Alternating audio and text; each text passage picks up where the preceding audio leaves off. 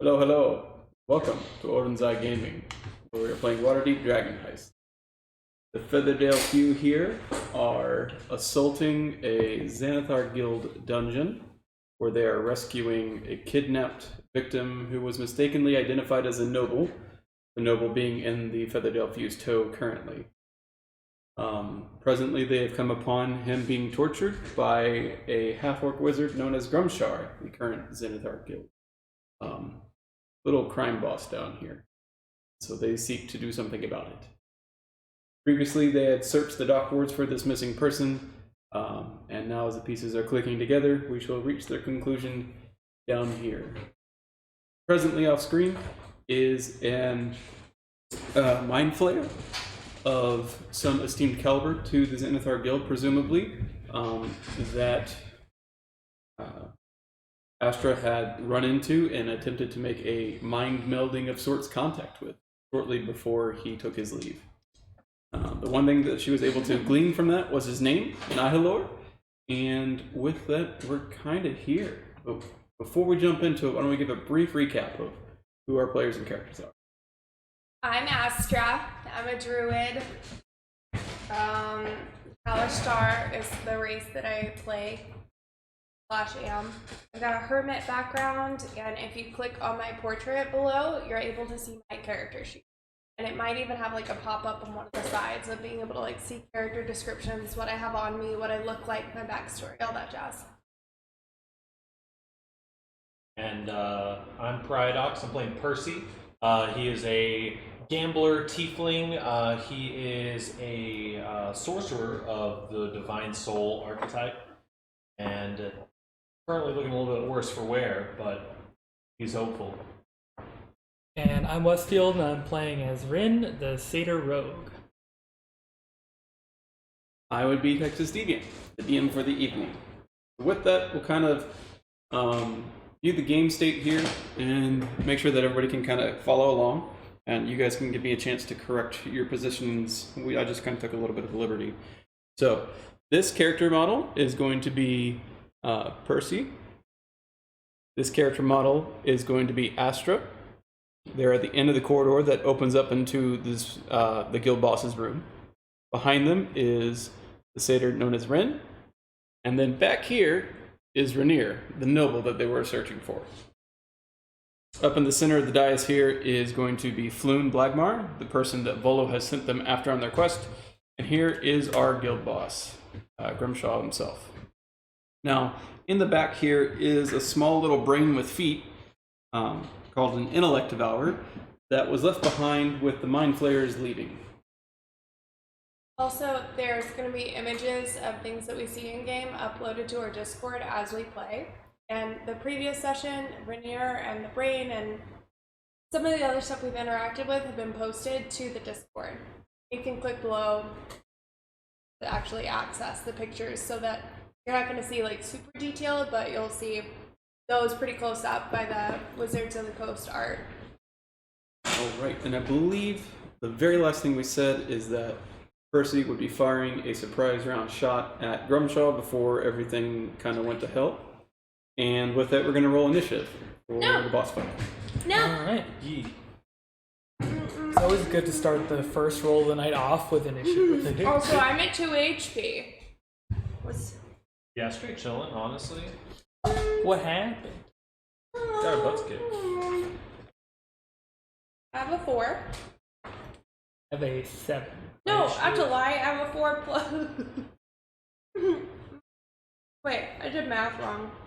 You have a Plus 2. I have 12. 12. That's the number I wanted to Okay. say, but can I change it to 4 so I don't have to go? I have a 16. Okay. And you had a what, Rin? I had a 7. 7. Would you mind?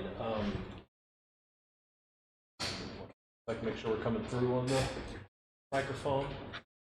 Do we have the no music playing? Oh no. I should turn that on too. Traveling music, right? Traveling music. Yes. Not combat music, because nobody likes combat music. Oh, I'm just kidding. I love Danheim.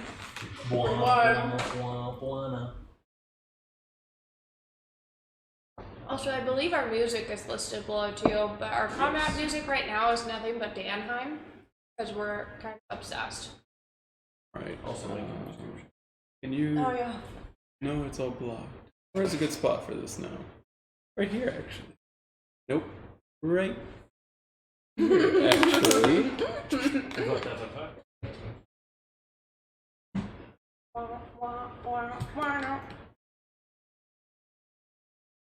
Kind of, maybe, sort of. No. Still Cool. blocked. Oh wait, that's where I'm going. That's where the other copy went. Everything is mirrored and backwards for me.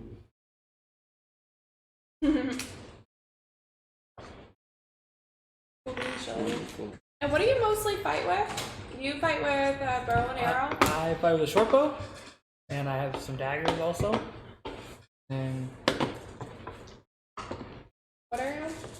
I'm a sorcerer. I'm a spell slinger at heart, but No. currently I'm on the Not a weaker spell. side, so I'm using mostly a crossbow. Preach, me too. I've got shillelagh. Yeah. Alright, so Right this should, as soon as the mouse goes through. So I just imagine my character because the whole what the theme I've gone with so far is she's very says what she's casting out loud, kind of like Pokemon Yu-Gi-Oh. Sort of like says the spell. So I imagine it's literally like. Alright, Ready? I'm so ready. I think we are ready. Okay. You can hear the Are we? music in the background over there? Yes. in Awesome. position to the one with the Huh? camera.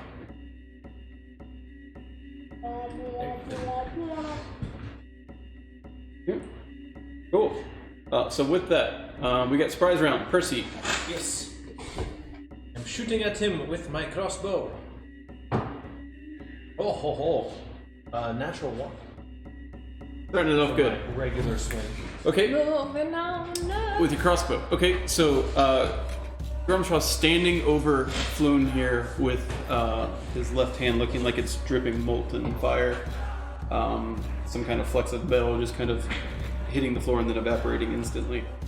You can see and hear mostly that Floon is really worse for wear, very ragged breaths, and you can hear what sounds like fluid inside of his lungs as he's breathing. He needs help. That arrow goes screaming past Grumshaw, and he looks up just in time to pull back from it, and it butters in front of him. He looks and faces his intruders, and the fight begins. So Percy is up first. Okay. Let's go. 14 or 16 rather.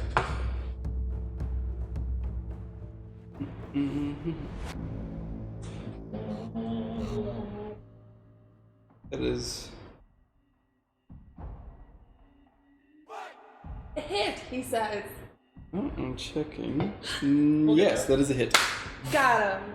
Let's go. For 4 damage.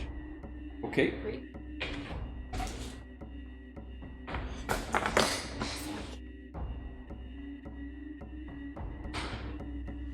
Next up is Grumshaw.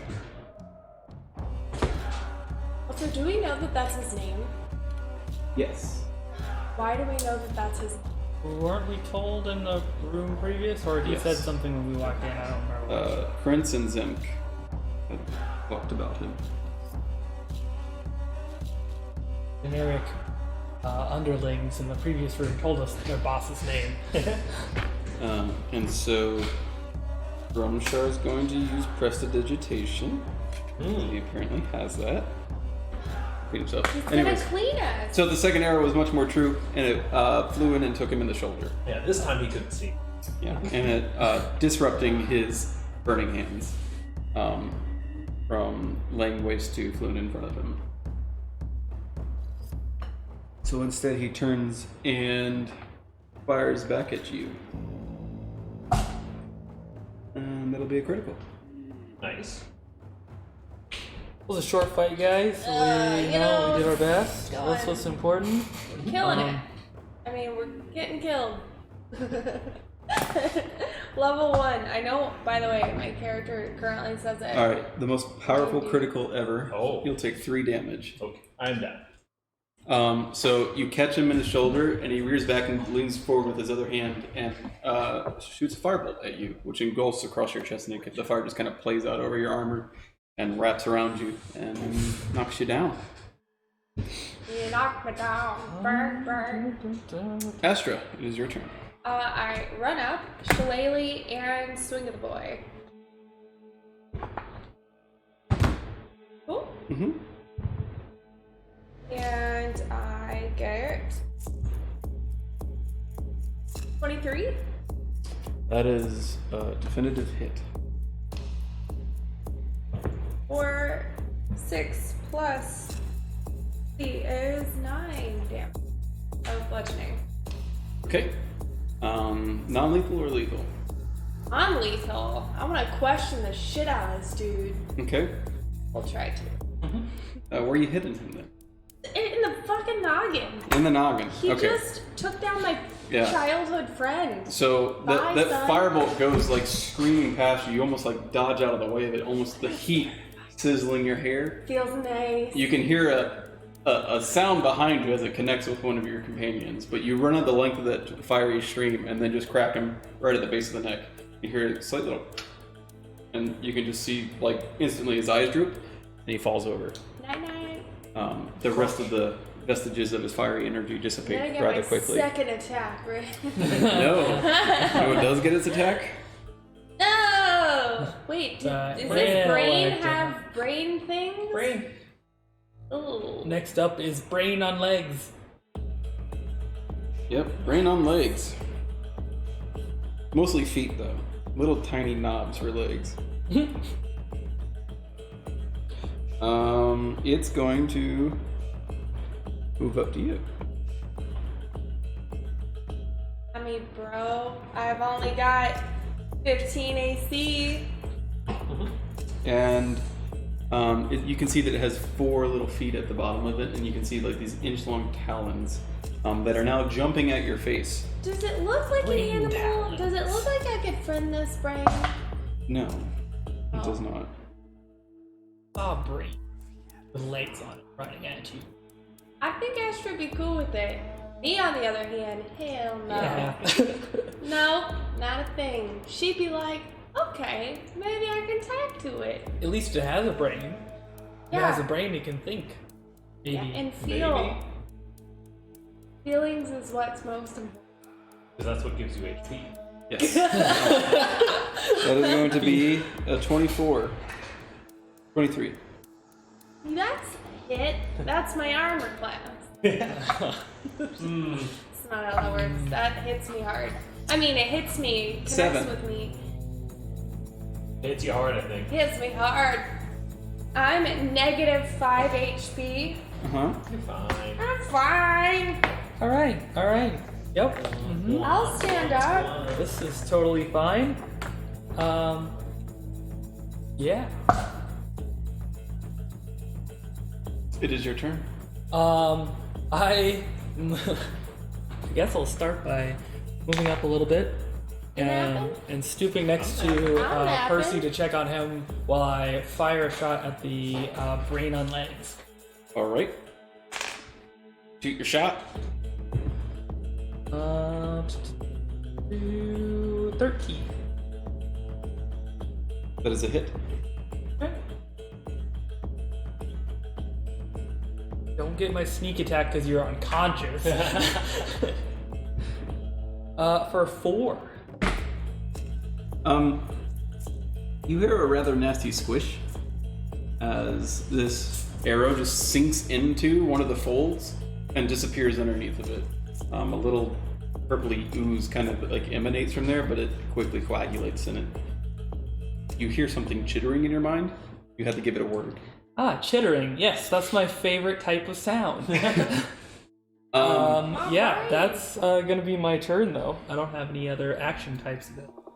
Oh, hey, we have a friend! Ren comes running up, also hearing the chittering, and like, just like you could see, if you could see him, his hairs are just standing on end. He's like, I don't ever want to hear that again. He pulls out a small red potion, pops a cork, and pours it down Percy's mouth.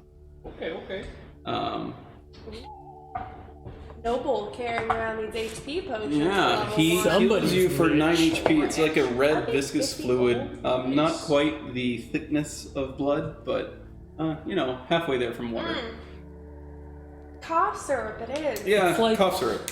A slush. It's like a Warm. Like a warmed It's been over in one of his pouches. like a sonic Slurpee. slush. You've been down in the damp sewers. There's some taste of A sewage lot on of it. different images here at once. Doesn't win any Michelin stars Okay. at the restaurant that it's served at. So is But that he can't heals you leave for your- 9 HP. Health potions taste like, 9 cherry or something nice. Cherry sewage, yes. At the top of the order, it's going to be Percy, though. Okay, I stand up and shoot my crossbow at the brain thing. A 20. That's a hit.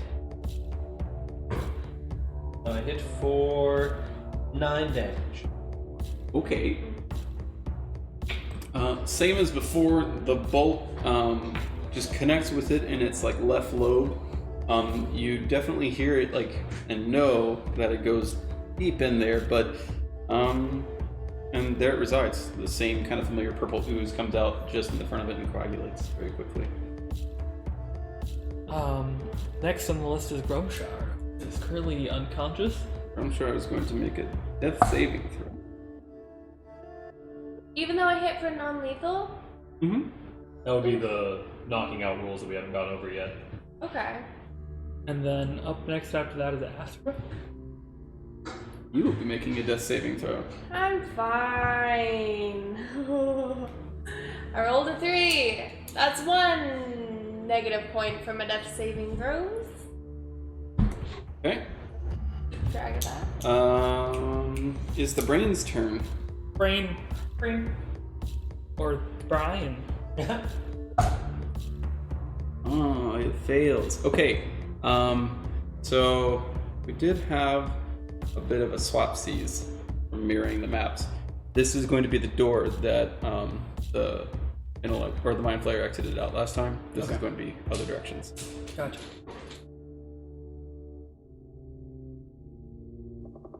That's interesting. Okay. The brain starts scurrying and crawls its way over Grumshar and gets to the door and starts scratching at the door. No. You can see that the bolt is protruding out the backside of it ever so slightly. I turned to Percy. I don't think we should let that thing get away. Absolutely not. More chittering emanates through your minds if you are conscious. You hear an audible gasp from, or not Ren, from Rainier. Okay. Ren's turn though. I will go ahead and move up to standing next there, and then I will shoot the intellect. Okay. Know that that's what it is. He said that. Okay, well, let's go. And I don't Rin probably has no clue what this thing is. It is a brain with feet. It's a brain with feet, and that's what's important. Scratched you. I am currently dying. Yeah. And I got a 17 to hit. Yep, just checking the stats. Yep, the brain with feet is not very armorous. Okay. Very squishy. And for Squishy brain. 6 damage. It also trips me up. So you're a bow and you're a crossbow. Uh-huh. Yes. Yes. So your bow arrow just thunk. This time you can see the fletchings just barely visible, pushing apart some of the folds. But purple ooze comes up around it and coagulates. Frontal lobe, left lobe. Rainier comes running up. Brain is squishy, but not squishy. He starts searching from where he thinks he saw that you had good berries earlier. Yeah. Why don't you just get in this lovely little pouch I got here and just get them out? You would remember when you fed him a good berry where you kept them. cute. So he pulls out one and pops it in your mouth. A 1 HP on me. I'm not dead. Very tangible benefit too, giving someone else that you know and like good berries. Hey, by the way, this is where I keep my magical healing food. Yep. This is also where I keep my gold and all my other prized possessions. When you look later, you're missing 3 berries and not just 1, and all of your gold. He doesn't know how they work. He tried to overfeed me. Alright, cool. So I'm Bring us stable at 1 HP, you are or 1 do I HP. pop up at 1 You HP? are, your eyes open, you have the feeling of being completely satiated. You don't think you need to eat anything for the next day. I'm so full! Recognizing what has happened, you also realize that you have 3 very nasty scars, well not scars, but open cuts on your cheek that run down to your neck and your clavicle. Cool. I'm into it. He turned your skin into ribbons. Yes. Alright, Percy. Yeah, I shoot. That's the brain thing. Shoot the brain. That is a 14. 14 is going to be a hit. For 6 points of damage. That bolt you hear goes through, and you hear it hit the wood door in front of it. The brain like limps down and then feebly pushes itself back up and pushes off the wall, this time jettisoning a rather large purple trail as it slightly shifts its position. I was gonna leave it to Astra. I'm gonna get up. I'm gonna run towards that brain, and there's Shillelagh and Swing. 21. 21 is going to be a hit. I'm gonna smash it. Smash it. 10 damage. Okay, you bring this magically infused staff down on top of the brain, and you hit it, and if you had a water balloon and you somehow didn't pop it, but you put a needle through it like 5 or 6 times, maybe 4 times, I think is the number of arrow protrusions, when you hit, it literally deflates in this purple, like... Orbeez! Like, just, yes, viscous fluid just spills out everywhere, and the brain literally deflates in front of you. Orbeez? Okay, cool. You actually get the impression that most of the internal mechanisms of this brain were not solid, but mostly just this liquid, as it almost turns into just a couple layers of skin-like material over the top of its claws.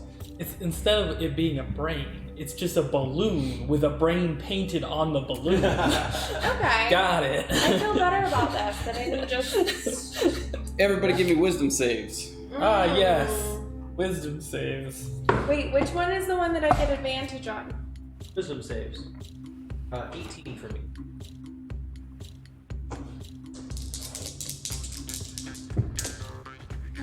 I got a 20. Are we sure that it's wisdom? Yes. Alright, cool. Thanks for knowing my character better than I do. I don't need advantage though, because I got a 23. Alright. This thing that assaults less the intellect of the mind, more of just like your gravity and your being held to this plane just kind of ripples through you, but just phases through all of you. You've all been touched by psionic abilities at some point or another, or just being in the presence of it, but for right now, you guys are A-okay. We have a lot of practice at this point. Rainier ain't having it, though. That's fair. And he just like, either maybe it's because of Floon like trying to die in front of him, or maybe it's this giant brain thing that just deflated with this weird kind of piercing echo. He screams much in that chitinous kind of sound that the brain had emanated, making a very unnatural sound for Rainier. And he is down on his knees and just kind of like clawing at his head for the time. Okay. I would like to immediately attempt to apply medical aid to these 2 folks. To the Grunt that's down and Rainier? To Floon and Rainier. Oh, okay. Because Floon was just recently I would like tortured, to right? stabilize the Grunt. He's not a grunt. He's Grumshot. Red. Yeah. Do you have Yeah. any berries? We can give one to Flume. I have 6 left. Yeet. Well, guys, I wouldn't say this is exactly like the good old times, but you know, this is starting to feel a little bit more familiar than I thought it would. Okay, so you give a good berry to who? All 3 of them. Oh, Which order? we should. Floon Floon? looks like he's getting close to the. Floon is first. Okay.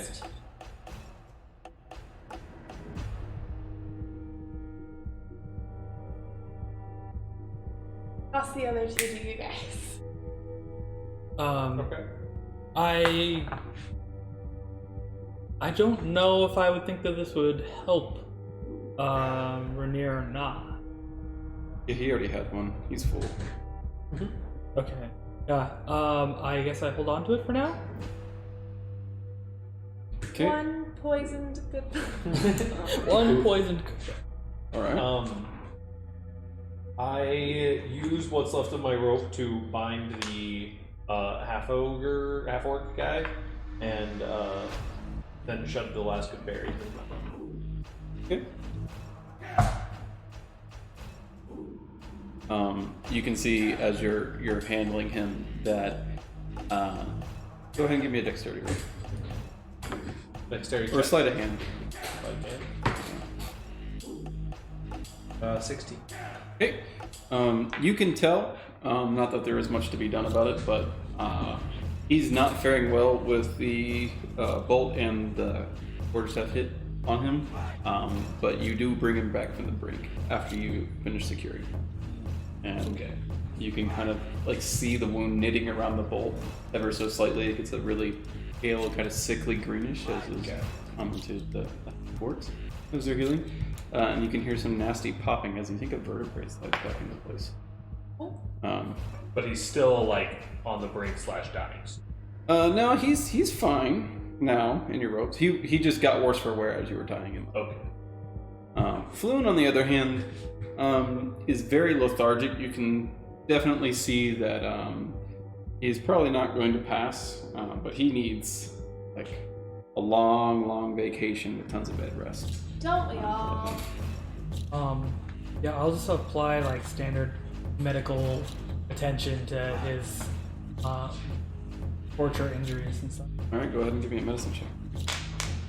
Rainier, after letting out what seems like it's 6 to 10 second round of just clattering mandibles that are now audible in the air as opposed to in your mind, stops and just like covers his mouth. Not sure what the hell that was. A 17. 17. Like, is that not normal? I mean, it sounds normal. You definitely know that he's fractured multiple bones. None that are threatening. You can tell that he's not bleeding internally anymore after the good berry. He's still got some outward contusions that are going to make things very painful for him, and his way out of here probably lies on a gurney. I don't know that we really have a gurney to provide him, so that might not be in the cards per se, but Bed rolls and stuff. You can possibly. Bedrolls and sticks. What if we have any sticks? She's got a quarterstaff. She's got a stick. you know, Are we we gonna could hang break him it like into a lots of pig? little sticks. What? No. You put the stick around one end and you drag it. No, we hang him like a pig from the stick. Okay. Or you could spit him, actually. Yep. Like a pig on a stick. Yeah, I mean, it's fine. Okay, and you're healing the leader of the with what? Yes. This faction. With the good berry. Probably drug him off to... No, With so the there's some good steps berry around here involved. around this dais. So you kind of got him propped up. His hands are on the backs of the steps. He's kind of like sitting up on it this way. Sure. He has like pale blue eyes, and they seem really dulled over. kind of like concussed. Effects of the good berry doing much, but not restoring everything. He's kind of like fumbling with his tongue, trying to like figure out vocabulary, but cotton mouth from the good berry, I guess. Still in combat. Yeah. Oh, it sounds like we are. That's all. Well, I mean, presently you're not shooting stuff. You could. God. Well, what's the plan here?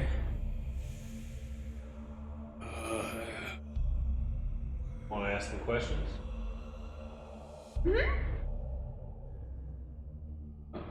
Yes. Rainier at this point is like down on his hands, like, "Are you okay? You're okay, right? He's gonna be okay." And Loon just kind of like gives a lazy smile and like manages to get a thumb up, but doesn't raise his arm at all.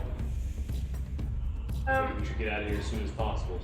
I speak to Gruntman in his mind. Hello. Do you let him speak back? Yeah. Okay. Permission granted. You hear, it's not, the vocabulary isn't bad, it's just slow in coming as he has to think about putting the words together. It comes without an accent of some kind. Something is just like, it's just raw words that you're basically saying. You hear, hello.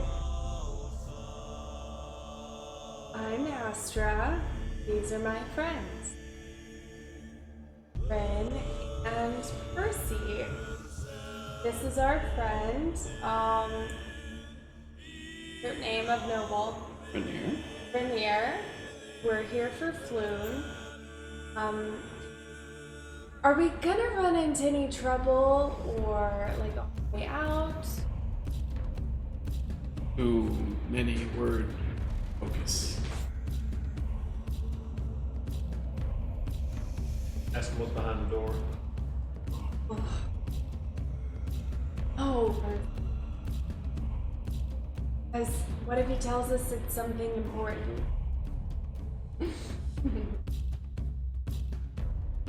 Don't we just want to grab him and go? Well, we gotta get help for Flood. We should leave as soon as we can. We won't have much time with him once we get back to the surface. So are we checking the rooms for tools? Booze? Other people that are gonna kill us? What's behind the door?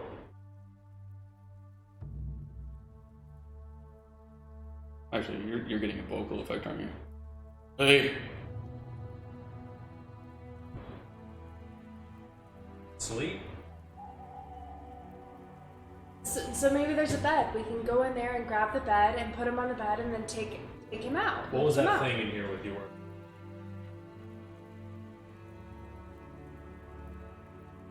Speak quicker, faster. We're in a hurry. Let's go. Arth. Just should feel fine. I don't like it. What's your plan? What? We gotta get him out of here. Ooh.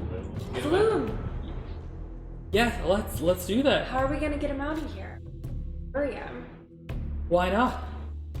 It's better than nothing. We have to get him out of here. Who's strong enough to carry him? Kill me. Kill me. I'll be brought back out of his control. Drumshar speaking to you guys. Okay, walk up and I kill him. Anybody have any hesitations or try to stop me? I mean, you're not having the conversation with us in your mind. No, he He said said that it to all of openly. us. Oh. I walk up with my quarterstaff like this. I have no idea. I'm not ready for that kind of moral dilemma right now. I'm not as excited as Yuri is. Astra's not excited.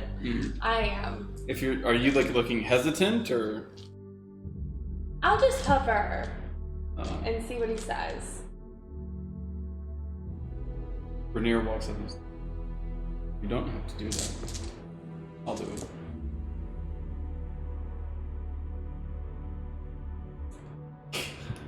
I'll just use a knife." I don't know if we should be trusting. We just met this guy. I mean, why are we taking his word? We should leave him here.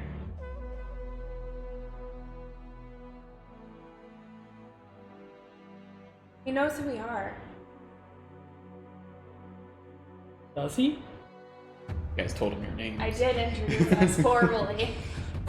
Hello, these are my friends. These are their heights and weights.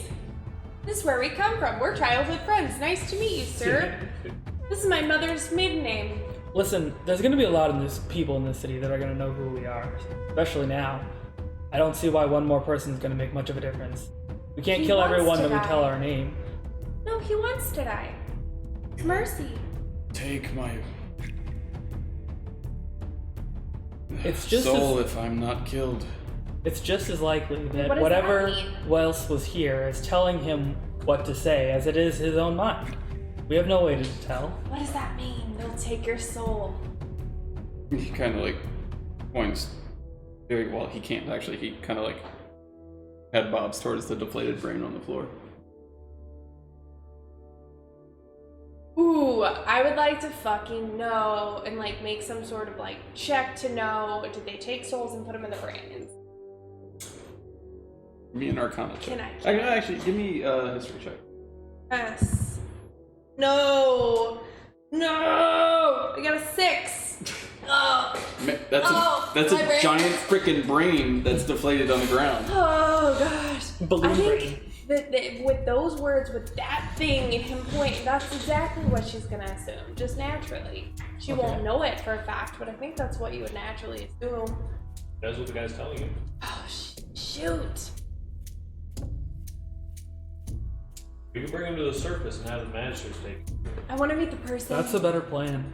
captured his soul. Let's go meet that person. You wanna? Listen, Astra, I know that you're curious, and I know you want to know more, but we have a mission. We have to get out of here. We do need to get out. Can we take the brain with us?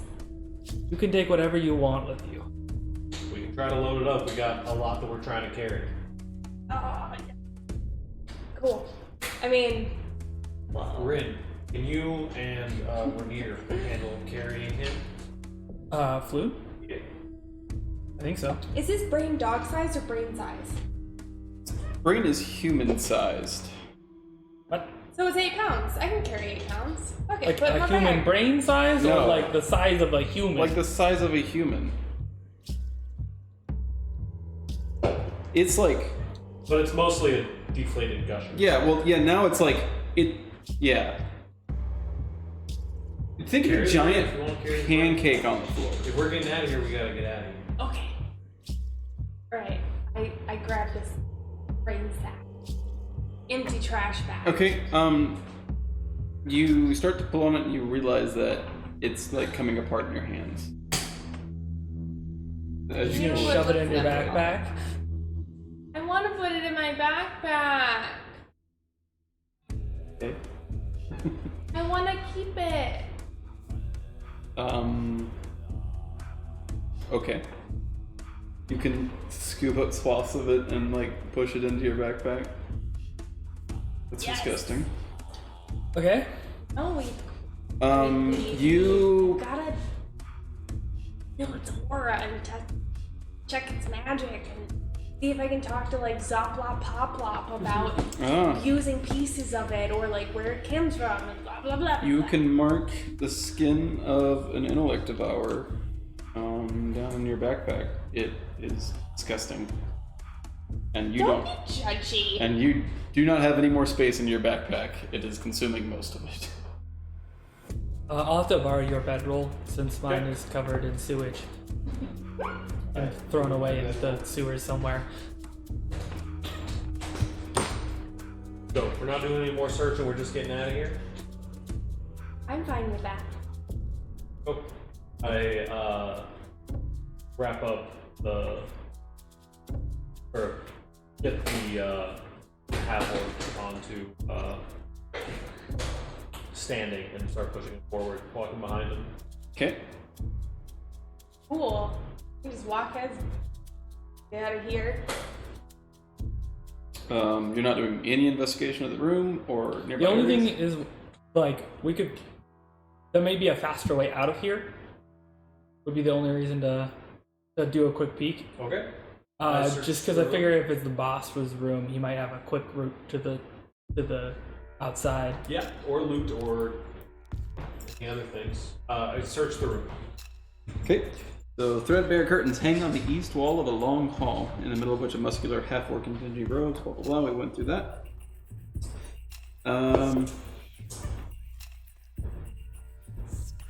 Cool. You realize that this is more of a meeting hall, and there are two offshoots. One that leads to the direction that you saw the mind flare go, and one that does not. The direction the mind flare went was the one where he said. Okay, I go check behind that. Okay. You open it.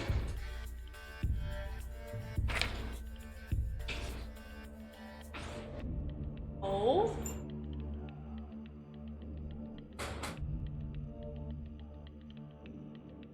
And so you see in the middle of this otherwise empty room is a stone pillar carved with a small symbol, a perfect circle with 10 equidistant spokes radiating outward from its circumference. In the middle of the circle is a smaller circular indentation that bears a passing resemblance to a lidless eye.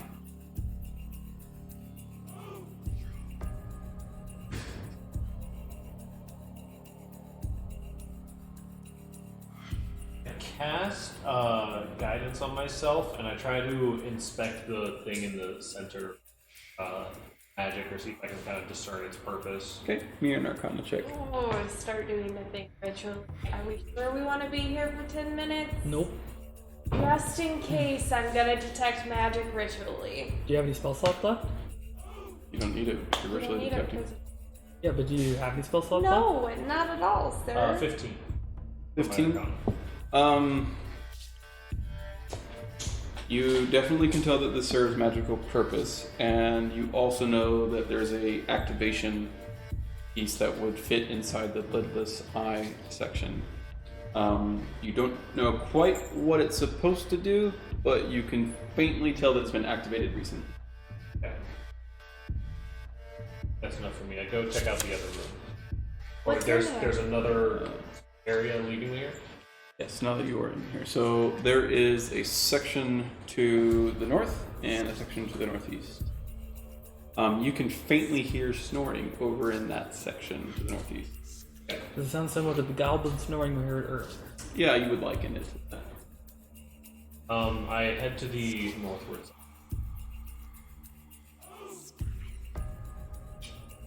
This section over here? The other. No, this is north. I guess while he's doing that, I'll quickly check out this direction. Peek in here. Quietly. Okay, give me a stealth check.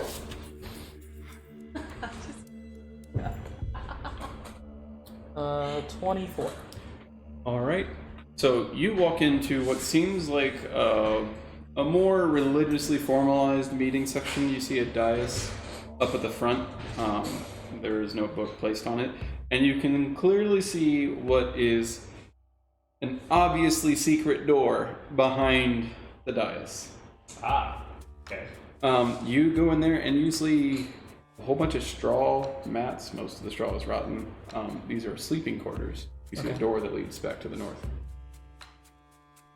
I don't think I'm going to open that. I'm going to reconvene with the rest of the group.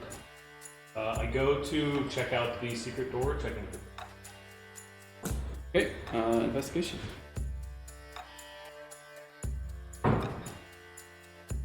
I'm hanging out with Gruntman, and I'm like, so 7. you come here often? You both do not detect any traps, but it's also just kind of like plainly obvious that this is probably more of a secret door on the other side.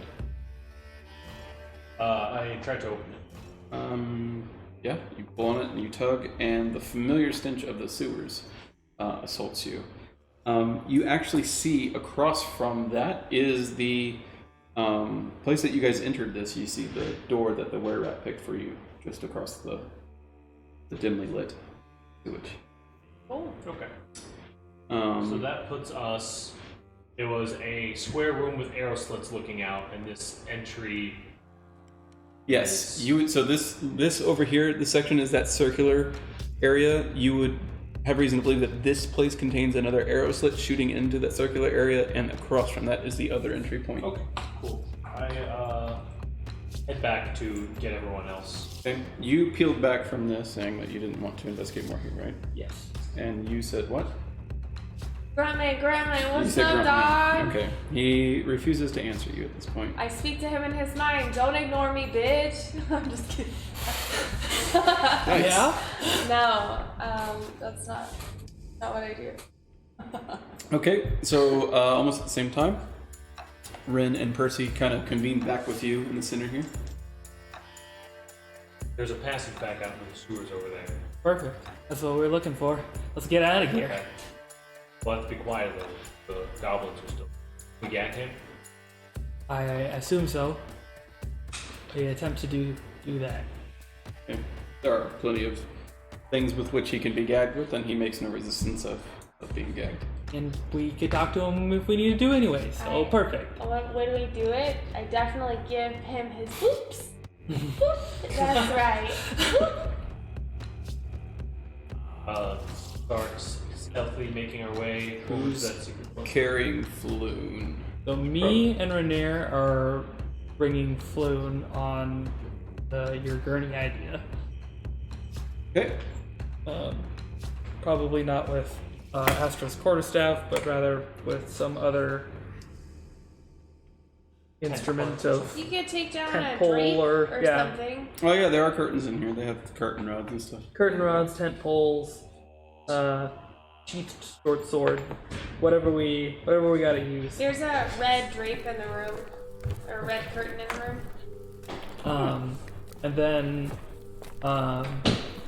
Percy is leading our resident orc boy, and Astra is walking on her own. I got my bag, that's all I need. Yep, your bag of goo is all you need. Your bag of goo is all you need. It's so cute though. It also is just so rude. All right. Well, give me one last stealth check to make it past the sleeping goblin. Ah, yes. I have an 18. Not bad. Only enough people have to make it. No, a 6. One last stealth check to get past the sleeping goblin. Yee! I'll give you these if you raise it by 10. Oh, yikes. Uh-oh. Not super great. Don't worry, I rolled a 6. I got a 5. Rainier is also not silent here. You are the only one. You know, I'll gotta get used to that. The orc is actually surprisingly silent for all things considered. So as you guys are making your way up here, there's a step that leads up to the next section, and consequently, almost everybody trips over this and makes some kind of noise, and the last one to do so, you hear a tiny little ah in the next room. Coming from what? From this down one? here. Or down here. No, there you go. And then Where's the door for that? Oh. it's just an open passage. You quickly start hearing some scrambling and the sounds of some wooden object being picked up and the unsheathing of an arrow. You hear some shouts in Goblinoid. Which do any of us speak? I speak some languages. What do I speak? None of those languages. I speak Common. Common, Druidic, Primordial, Quarian, Sylvan. Yep, no goblinoid here. Oh, goblinoid. So, is there like a corner that we can hide behind? Bare open room. this hallway here. Mm-hmm. There's no way for me to be out of sight to prep an action to swing him. I poke out to look down that Who's carrying the torch, by the way? It has been me. I poke into here to look down this corridor with my bow drawn. Okay. And motion him to be quiet and put the bow down. With your bow drawn, Mm-hmm. and you motion to be quiet, so you shoot him. No.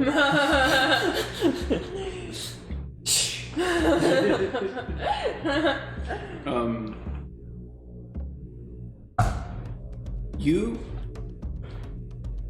Are you You- trying to be intimidating? Yes. you can roll your intimidation check. Cool.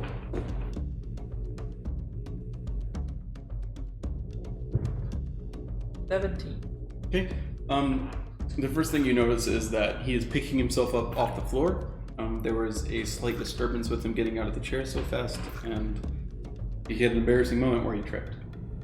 So he's standing up, grabbing for his fumbled bow, and he's like backing up in the hallway, and he turns around, sees you, and he goes, "Ah!" and drops his bow and arrow. He starts peering around, and I attempt to signal to him in thieves' camp. okay. What are you signaling to him? There's 6 of us. Just stay quiet. You saw nothing. Give me an insight check. Sure.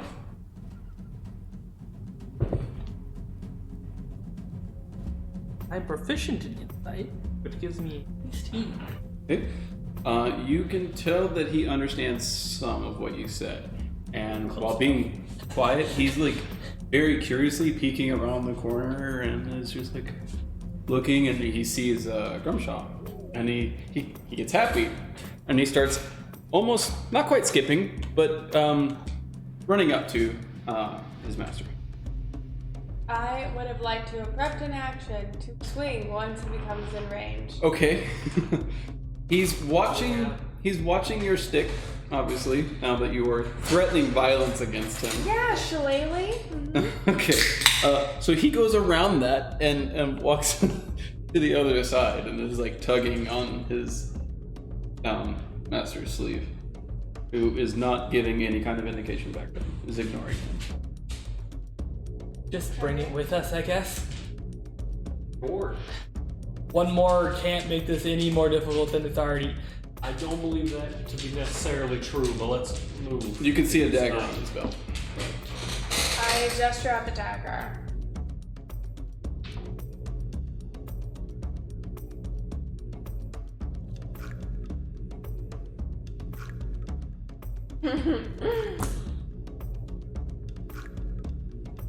Stop it. He makes a signal and you can see it says give back. I give him a nod, whether it's a true nod or not. I'm not really sure at this point. He makes an insight check. I'm unsure of the truth of the statement, so He probably understands that you're unsure about the statement. He just kind of gets a little bit dour about it. I always wanted a pet. Alright. You get a pet squirrel, I get a pet goblin. I put this dagger in my bag with all my other belongings. Sure. It literally sits on top, and you can't actually even fasten down your backpack Okay. with the dagger in it. It's like literally just the clasp is kind of hanging together, but you can't buckle it. So you hear a sloshing, and as you're stepping, a little bits leak out. Okay, so I'll take the dagger so it doesn't pop out and I'll put it in my side belt. Okay. And you are free to go out the secret passageway that Secret tunnel! Percy found back into the very, very... Actually, when you walk into the pew room, Pew pew. it's a pew room because the door being left slightly open for any amount of time to let the sewage come in, just the smell. So, That kind of cute. yeah, so you step back into the nastiness of the sewer. Do we have any ability to infer like a general direction of where we would be in the city? You know that there's a ladder nearby that leads to a tavern Right. in a dockward. A tavern that's Right. locked. Give me a history check, actually. He locked it. Put a lock. Yeah, but he's wanting to know where we are in the city. Okay. 9. I don't remember if you heard the name of the tavern or if it was said. Did it was The ugly duckling. Shunner. No, that was the other guys.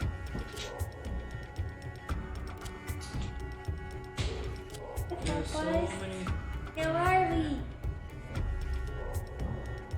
The sewers lead to the spouting fish. The ugly not- duckling. Does not ring a bell to you.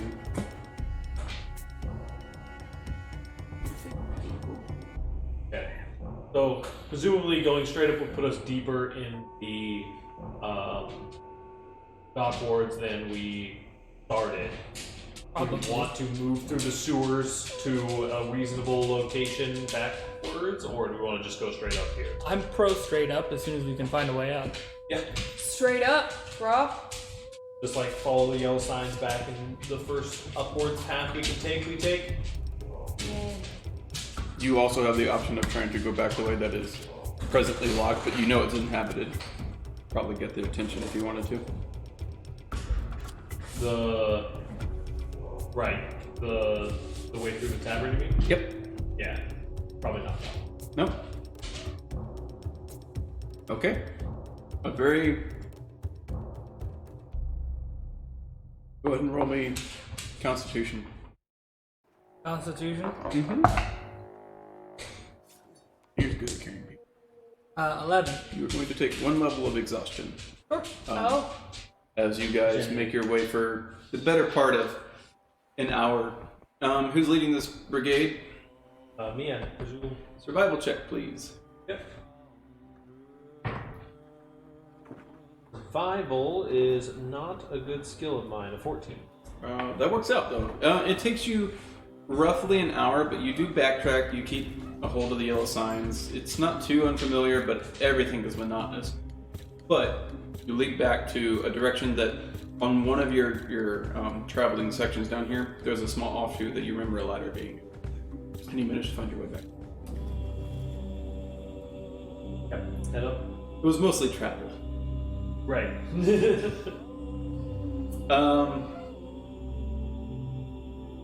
Who's keeping an eye on the goblin while you're doing the survival thing? I mean, I'm Are you- there with nothing in my hands. Yeah? So I probably have to. You're manning the dude, right? Yeah. You're helping Rainier carry. the other Yeah, but dude. I mean, that doesn't require all of my intention or anything, so definitely going to be keeping an eye on the situation at all times as well. Okay, I'll give you 2 perception checks.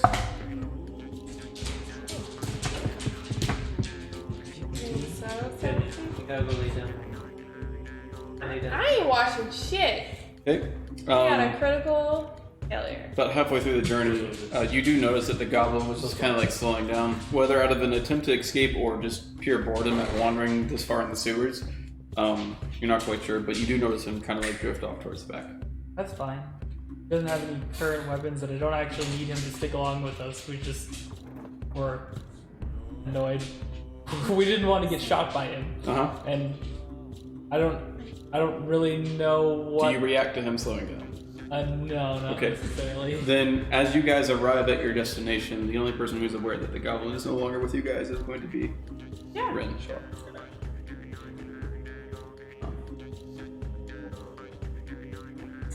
You failed that. Okay. You, once realizing that he's gone, still realize that you have the dagger in your belt. You did not get it back. Maybe one day. Okay, Okay. we make it out of the sewers. Yes, it is just a manhole. You open up and you're in the middle of an alleyway. Go ahead and actually, it's probably going to take more than the work of just you at this point because you're slightly exhausted. But you guys can fumble with it. You managed to get flown out for better or worse. I assume that the noble around Rainier he often frequents the dock wards to party and such, so I'm not too. Yeah, that's why we were taking like the first manhole out. Feel better up top than down below. And Rainier will take this time to point out one only sticks to the well-traveled paths of the dock. But I'm sure we can find our way out without too much difficulty. Yeah. Hey, can you change the color of this for us? Sure, yeah. I turn it to green again. Okay. And your noble procession proceeds. Well, Percy, how did that compare to your travels around Faerun? You know, that was definitely not the ordinary day, but I was never much of a taking jobs of that caliber kind of person. Thought we might relive some of the old times. I was expecting adventuring work to be different, but it was satisfying, I guess. I mean, I've seen a lot of smelly adventurers walk through that inn, that's to be fair. From up front, Rainier's just kind of like checking down alleyways, has his hands on the corner. He's like, "Welcome to Waterdeep." Peeks over, and you hear a slight chink as you hear a couple of nibs get tossed off into a certain direction. And then he walks and strides across the alleyway and like beckons you guys to come follow. Okay, follow. It takes another 15 to 20 minutes before you guys even find a street that doesn't have a busted out light. It's about 2 in the morning at this point.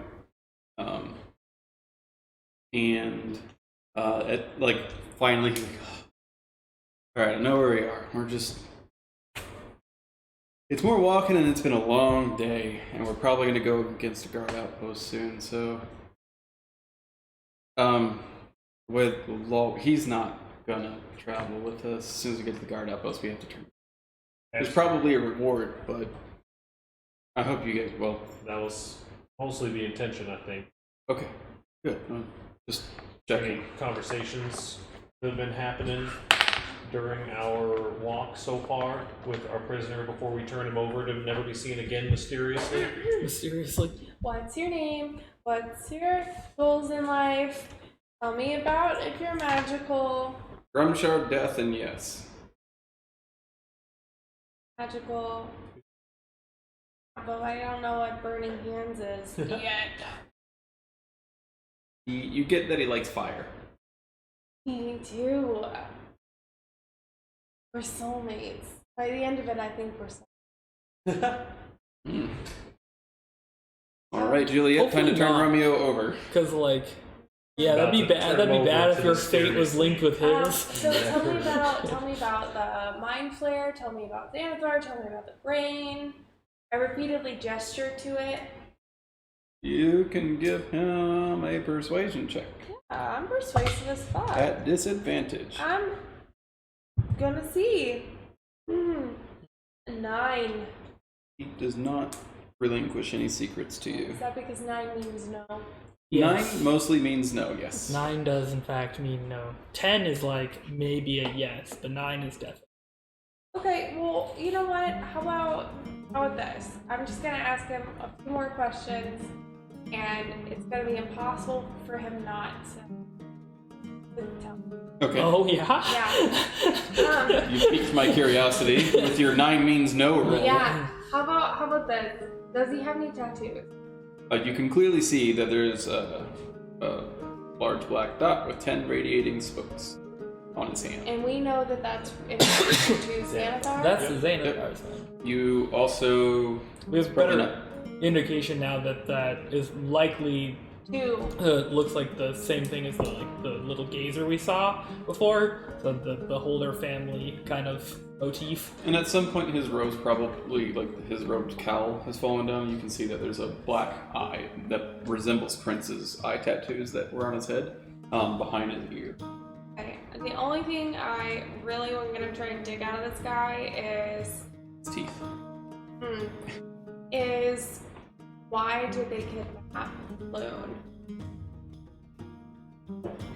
And I'd like to make the conversation as like, did you kidnap him because you thought he was noble? Did you kidnap him because he was in a different clan? I'm sure that that's what it is, and then try and bounce off my like strengths, which is like insight to know if he's about any subject. 9 of persuasive, but still he answers when you asked if you kidnapped him because they thought he was a noble. He would say yes. He would say is noble. It's not. Is. I think I'm a little bit more interested to hear, once Floon's feeling a lot better, what Floon's experience of this whole event was. We might get a little bit more out of that line of questioning. Maybe. Presumably. But 9 means no, so he went into cardiac arrest. Cool. Yeah. Okay, anyways, yeah, so Vernier kind of like guides you through and makes no efforts to avoid the guard outpost. Head straight to there when he sees it. It's close to the castle ward. It's a couple streets inside the dock ward still. It's like the limitation of the full might of the city watch, but otherwise, you guys are basically at the edge of it. He steps up to the checkpoint, and a small regiment of guards come out, and including the familiar face of Captain Staggett. We're becoming regulars around here, aren't we? It's one day. Words right out of his own mouth. Quite the regulars, aren't we? How can I help you?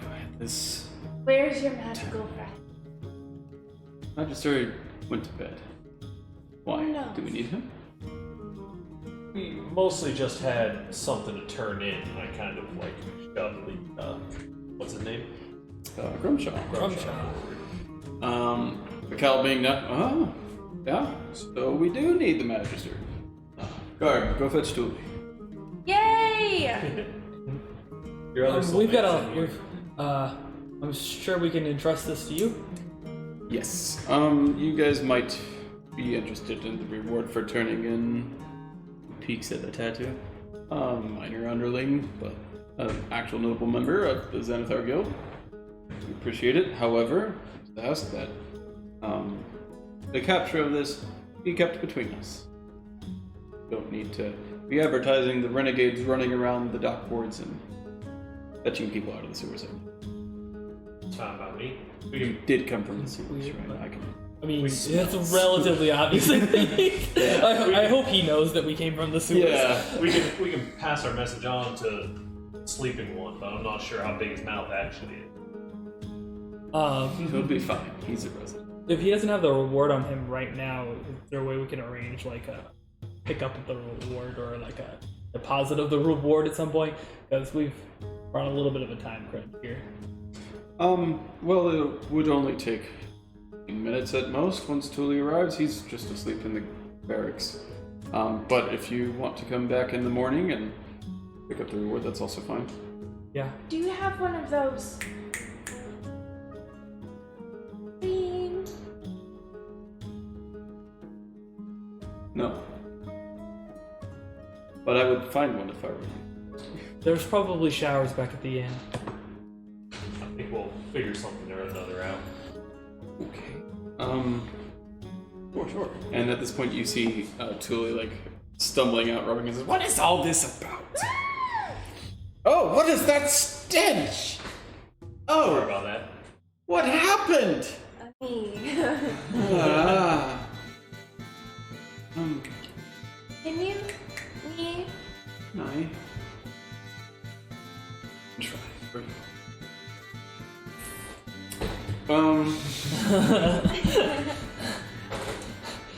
Also, for everyone's sake, I refer to like prestidigitation.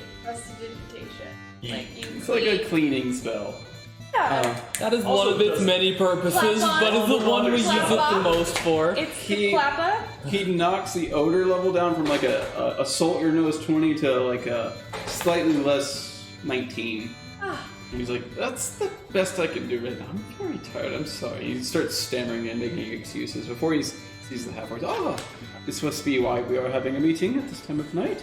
Oh, Yes, sir. Yes, I think the reward for that is 1,000 gold ducats. Yes. And Staggett mentions, he said they'd be by to pick it up. Oh, very well, very well. And he pulls out a small piece of metal with an emblazon of the city watch on it for the dock ward. and hands it over. Just come into any of the guard houses in the dockport and they'll reimburse you. Well, pleasure doing business with you. Hopefully we're a little bit more scarce in the coming days. Yes. All right. Mr. Green thing, off to It's the penalty. Grimshire. Oops. Yes, whatever. Half-orc, your seconds are numbered. We will question you and then give you the proper execution. You Wait. take the coin and move back toward the castle ward and the... Executed. yes. That is how they do most things. The difference. Stopped me from killing him so that they could kill him. He'll get a fair trial. Do you know that? No. But I hope that's part of the things that I'll find out while I'm here in the city. He will be at least judged by the law. Trials, I don't think, are quite as much of a... Sometimes they have trials. Sometimes those trials are lengthy, and sometimes the answer's on the nose. This one clearly has done his fair share of crime around here. We'll have somebody inspect his recent memories, and then very likely see a murder or two, and that will instigate execution. Also, if you don't mind, Ian, letting me know when people deal fire damage to me, Ah, because that is incredibly relevant. yes, that is incredibly relevant. Is it? Yes, He's a I'm resistant tiefling. to fire damage. Ah, that is incredibly How rare. much HP did you have? 3. I would have taken 1 damage. You would have been fine. Good to know. That insanely awesome crit could have been reduced to just 1 damage. Alright. Okay. So you guys now are kind of familiar. You know that you just have to head a little bit more north. And you'll be back in the castle ward. You're not but 10 to 15 minutes out away from the yawning portal. Fantastic. And with that, it'll be map change. Map change. Do we want to take a small break here and do map change, or... What time is it? 9:15? Nah. Okay. Because The perfect time. map to- change.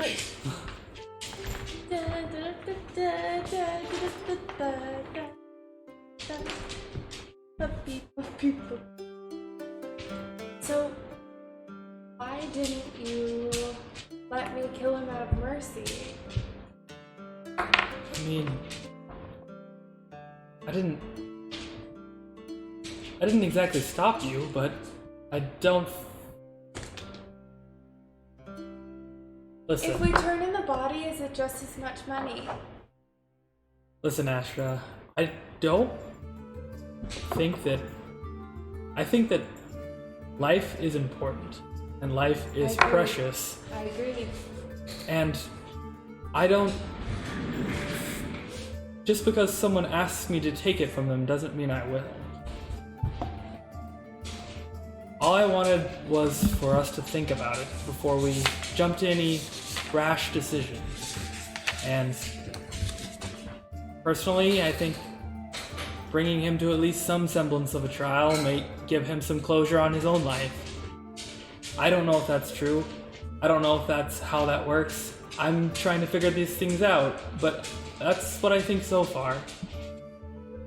I just think it's kind of cool to put someone on the brink of death, near death, and dying, and then leave them hanging on by a thread only to be presumably tortured and murdered.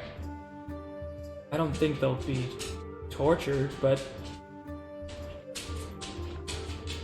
everyone deserves a chance. And if I can bring him the closure to his life that he needs, or maybe he doesn't realize he needs, or if they can fix the hold that somebody has over him, then that's at least a chance at a life of happiness from now on, or a death of peace. Or he could have died in battle and died honorably. I don't think there's any honor in that. And you guys have now made it back to the yawning portal with the conclusion of your disagreement. Bill?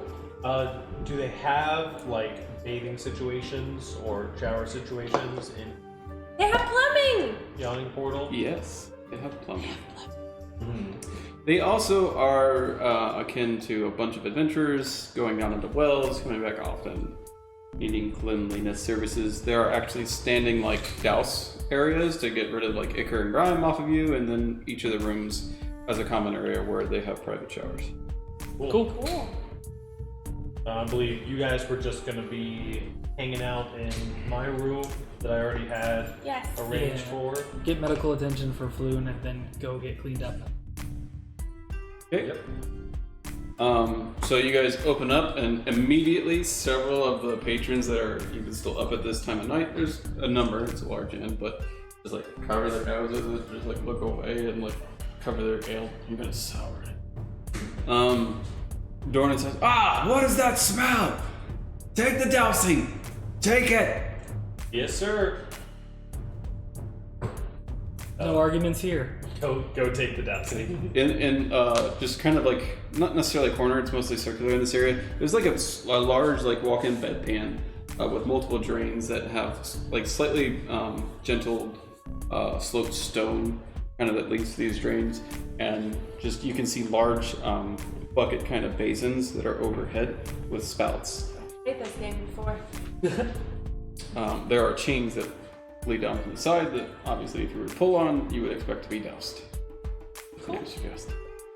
I do know. Do the dousing. Alright, Rainier is like first amongst them, like, I need now. Pulls the chain and just. He steps out, and you can immediately recognize that the stench of the sewage is completely gone. He's covered in tattoo. No, it's close. From every clan, just tatted out. And then when he steps out of the basin, he's completely dry. And he Magical cleaning station. leaves a shard in a tip jar that's nearby. And it's on. I proceed to do the same, except for I ask Percy if he has money. I throw 2 shards in for 1 shard each for both. Okay. I will also pay. Alright. Dousing stations do their work. The nastiness of the sewage has been removed from each of you except for Floon, who does not look like he's in the right state of presence to be going through a dousing. Yeah. Bouncing. Rainier is supporting him though, and like gently lays him on a table that is now suddenly, not quite out of nowhere, a Floon has suddenly appeared. And he shoos off the nearby patron who is standing there. Looks to be some kind of swashbuckler type. He walks off. He says, no! He's okay? He's okay. This is good. This is Volo. okay. I see you brought some back. Thank you. And He's mostly in one piece. I know you. Yeah, know each other.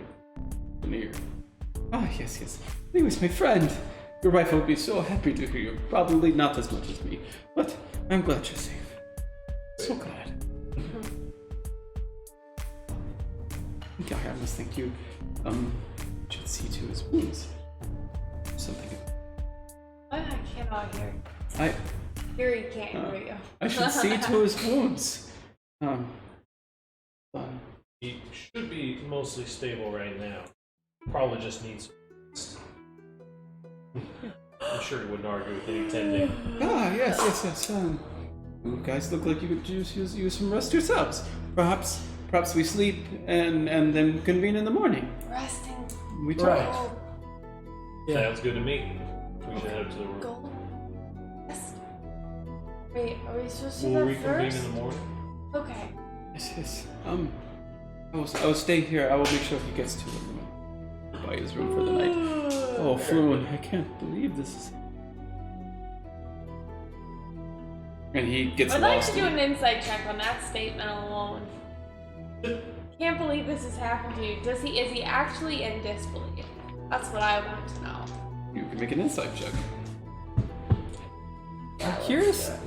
Like, do you have a reason to think that, as Astra, like that he would be lying to I you? have one reason to not think that at all, not in the slightest. This man just seems completely That's a ensourced. legitimate question. I think that Astra is very non-trustworthy of people, just naturally. Okay. Like, of humans being deceitful, I think that's a natural. Or animals, on the other hand, and beasts are another. For sure.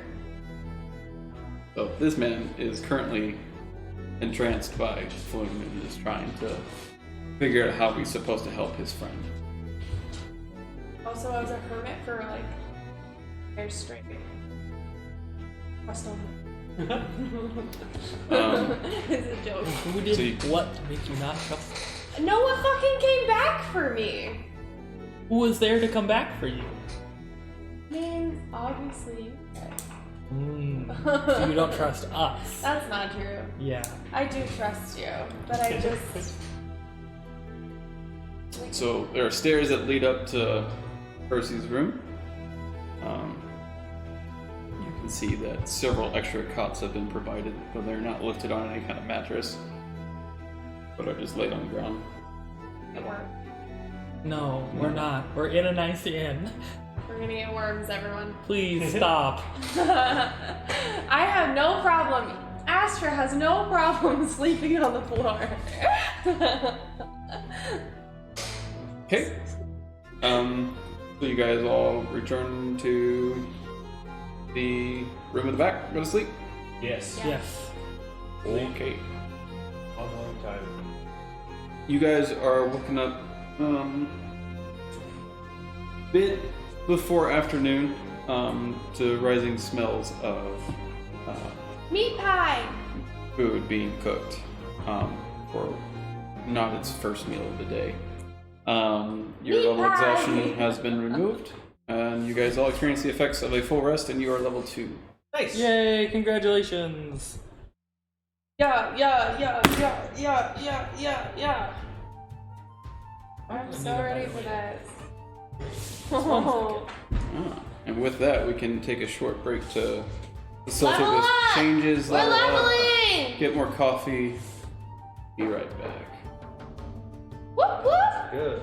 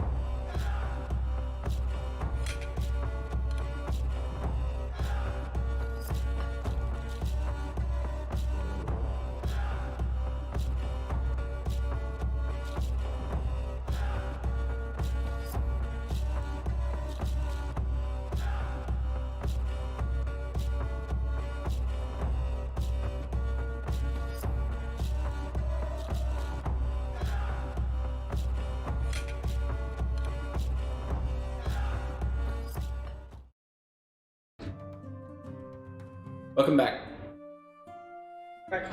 Welcome back. Welcome back to morning. Welcome back to the yawning portal. Welcome back to not being in sewage anymore. Yay, no more sewage. Yes. And hopefully we don't have to go back to that situation anytime soon. And you guys, like I said, are roused from your slumber with the promises of delectable foods and tons of nice smells wafting in from the room down below, where the tap room awaits you guys, presumably with Floon and Rainier and Volo. Make our way down to meet them. Okay, descend the steps and are immediately beset by several of the barmaids in the area, asking if there's anything that you would like for food, drink, something to get the day started. I will partake in morning bar food. Yeah, morning bar. Yeah. Or in food. Or whatever. No, I won't. I will cast Good Berry Okay. and then partake in morning bar.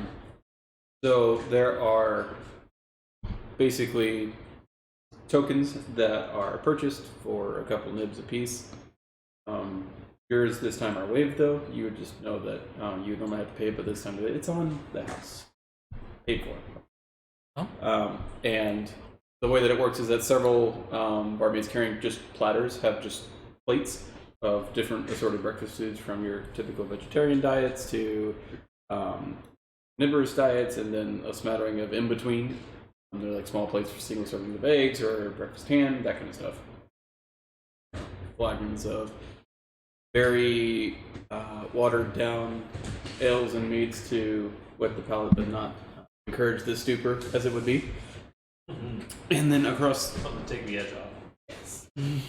across the stairs at a table sitting next to Rainier and Volo is a very lively Floon who is gesturing loudly with his 6th or 7th mug of ale. On the table. Some morning drinking sounds exactly like a person who got too drunk and got mugged in the streets and kidnapped by an evil organization. Yeah, sounds about right. Yeah, I wave over and come join them at the table. Yeah, make our way over there. Volo stands slightly, like starts to get up his seat, sees that you recognize him, and starts gesturing you guys over. As you guys draw closer, the general hubbub of the inn is loud because it's bustling and stuff, but you also hear a very louder voice over the calm interjection by comparison. Woo! Yeah! I'm back! That's great! And my friends are here to celebrate life with me. And Bo's like, don't you think you should send word to your wife? Oh, she'll find out in time. I don't have to go back there just yet. Just a few more hours, man. It's good to celebrate while you can. It's that time. As you Has he get been like this all night? closer, you see very heavy bags underneath Volo's eyes. Tending to his wounds. Perhaps maybe a bit much in the Ready celebration. for this. Oh, relief has come for me. Hello, friends. Hello. I'm so glad you're here. Oh, he parties and doesn't stop. He was unconscious when you brought him. At this point, you can see that some kind of restorative spells of several natures have been cast upon Floon. He is lively and chipper. And drunk. And super. I have no idea. No more laying down on the table, he is standing on the table. Encouraging several of the nearby bards to give him a tune to which he can dance to. Volo, when you guys come close, Floon gets out of the seat, is on the table, like I said, making room for another one of you to sit down, and Volo just rests his head in his hands. Oh, good. Looks Volon. outside. Morning. I'm sure if you were in a similar situation, you'd be celebrating too, as I pat Volo in the back. Are there bards playing at It'll this pass. time of day? Yes, there are at least 7 in the nearby 30 feet of you. One of them is on the table as well, kind of dancing a jig with Flume. I just didn't know if it was weekend. Yeah, music has stopped. We should be going. Let's see. Yeah. There you go. That was fun. Yes, I gotcha. Yes. So Bolo's just like head and hands resting his face as you guys set about eating your breakfast at the table. Yeah, and just enjoying having a fresh morning after a long adventure. A few short seconds of enjoyment pass before Floon addresses you. Ah, these must be my saviors! I'm so proud that you guys managed to accomplish that. The one and the onlys. That is absolutely us. He sits down on the table in front of you guys, and what do you have on your plate? Probably just like oatmeal. Oatmeal with local fruit, hopefully. He picks a spoon out of a bowl that's from behind him and just takes a scoop out of your bowl before you manage to stop him. I try to dex block that shit. I would rather knock it out of his own hand than let him eat from my fucking food. That little shit. I'm so dexterous.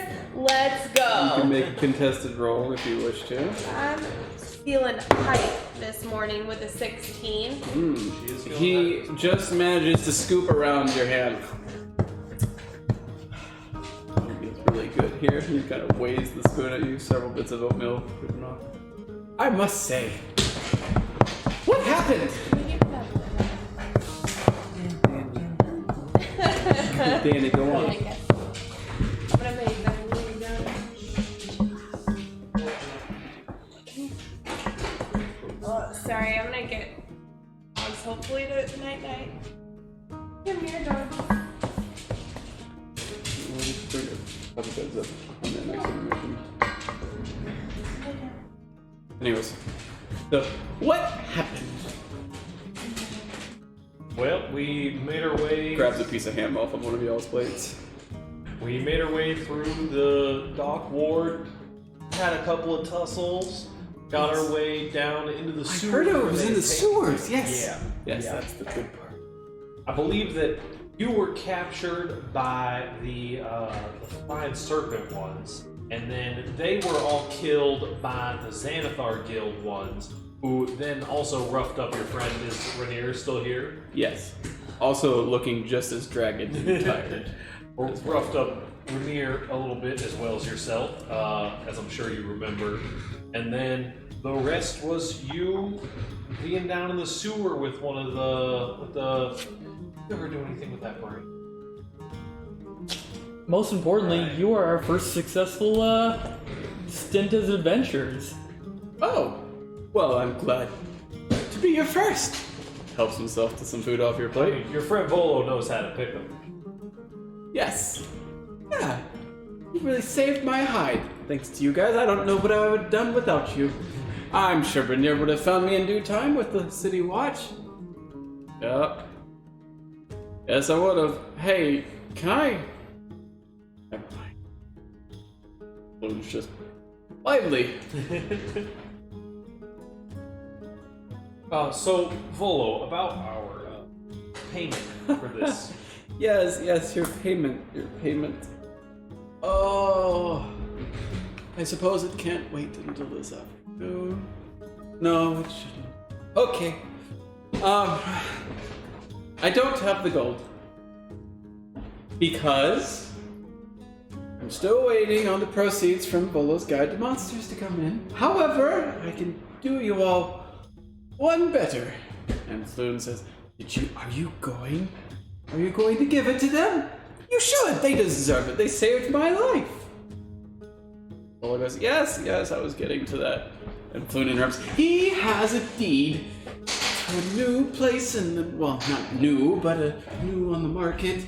A dire need of renovations, placed in the Northern Ward. Yes, Sea Ward, I think. Northern Ward? I'm not mad. As a player, I'm not mad. house. Mad. I was hoping Well, a I'm copy a of little salty. Volo's. No, we don't want No, that. we don't want a copy of Volo's Guide to Monsters. We really do. We want a copy of All the Volo's. things Have you that read actually that be a book? rip-off. And then also, we still have 1,000 from the guard. Though. Yes, that we need to go collect. So And we have, Flume, like, not something we're we not held talking up about that token. openly in front of Flume. We're not Well, talking about that openly in front of we Flume. aren't. We aren't. This is As meta. much as you'd like to. Tell Well, them okay, then I'm gonna cancel the meta that is in Okay. front of you guys.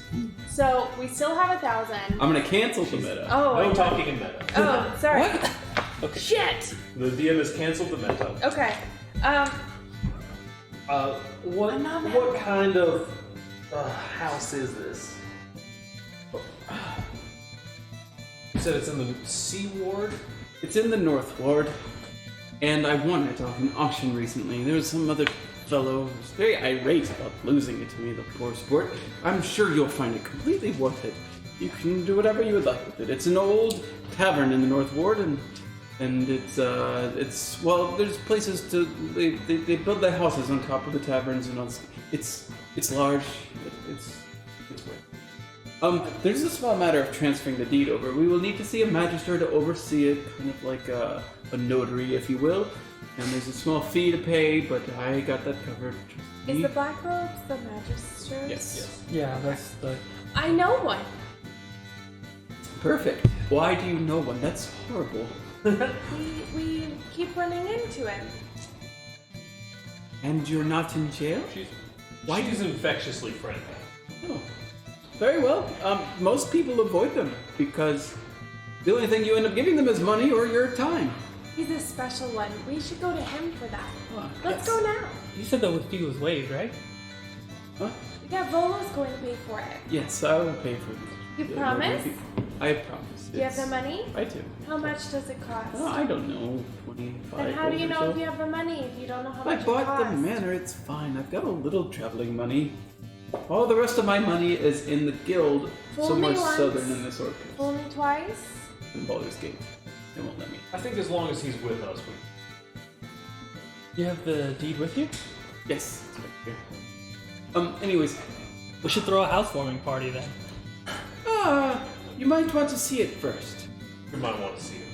Yeah. I'm not afraid of a little bit of a put in a little bit of elbow grease. A little bit of on the that. fixer Ranier says, upper. "Hey, I really enjoy your presence. I'm really tired, and I do have a busy schedule today. However, I really appreciate getting to know all of you. Oh, my tongue. Pleasure's been ours. Anyways, you need help? You find yourself in the need to talk to somebody of a little bit of importance, why don't you come seek me out? You can probably find me around here on most days. Thanks, we appreciate that a lot. Good night, Day. Night day. Good night, Day." And with that, he gets up and Flume's like, "Where you going, buddy? Come back! We're just getting started." He's like, No, it's been a long... No. And he just, like, turns around and Flume just, like, sits down on the table again and... Damn! Who else to party? And Vol's like, "Shouldn't you go see your wife at this point?" Yes. He probably likes to party. I do like to party. Anyways, what were your names? Please tell me the names of my saviors. I heard them once earlier tonight, but I forgot. Person. Percy? What's your wife's name?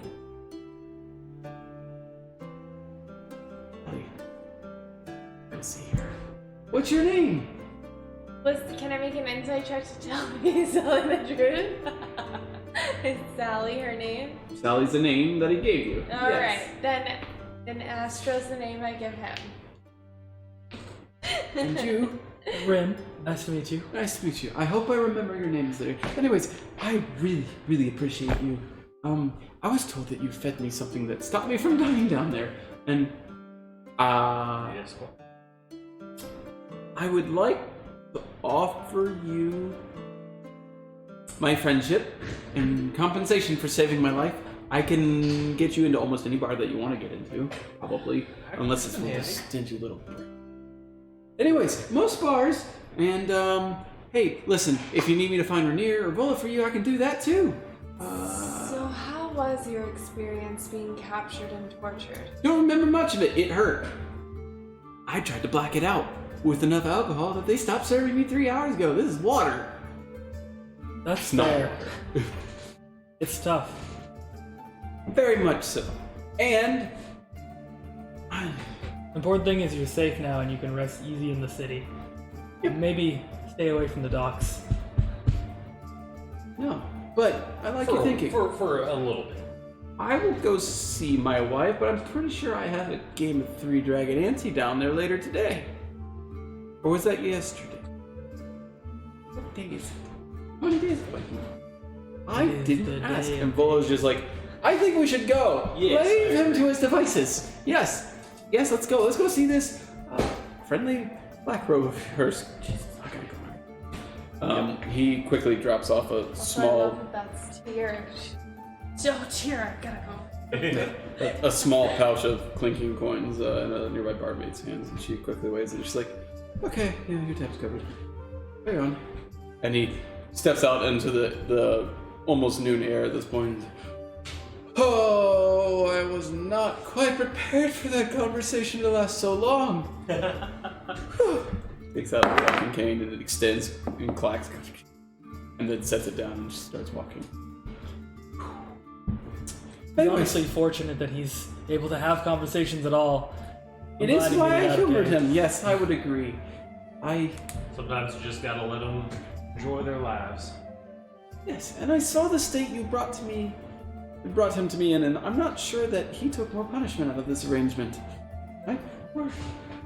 Poor head with its migraine of mead and ale and balloon. Anyways, lead on to this magister of yours. Yeah, we go to guardhouse. Guardhouse in the dockport. Yeah. Yeah, it's about 10 minutes, so. Also, while we're on our way there, I kind of lean over to Astra and I'm like, by the way, do you remember that spell that the Magister was trying to cast the other day? Well, overnight, I can explain later, but I do like sparks out of one hand and like conjure a playing card in the other. I'm like, yeah? Holy shit! What is that? I mean, I'm not super used to it, but it's just a spell. Just a pretty standard one. Where'd you learn to cast magic? Apparently I just kind of always had it in me. Not really something that I learned, it's just kind of something that I do. Wow, that's impressive. What I- about I'm- you? Where did you learn all the new gifts that you have? Ola Molonos. Who's that? My mentor. He's the one who pulled me out of the fire. Oh. But what was left of the fire was ash, but he saved me. The last 10 years or so. Lots of things. Druidic magic, about the gods, and the demons, and the devils. And Volo speaks up. I think I know this person you're talking about. Oh yeah, what's he look like? It's been at least 30 years. I don't know anymore. It's probably him. Probably. You lived out in near the Dalelands, where you guys are from. Your accents, right?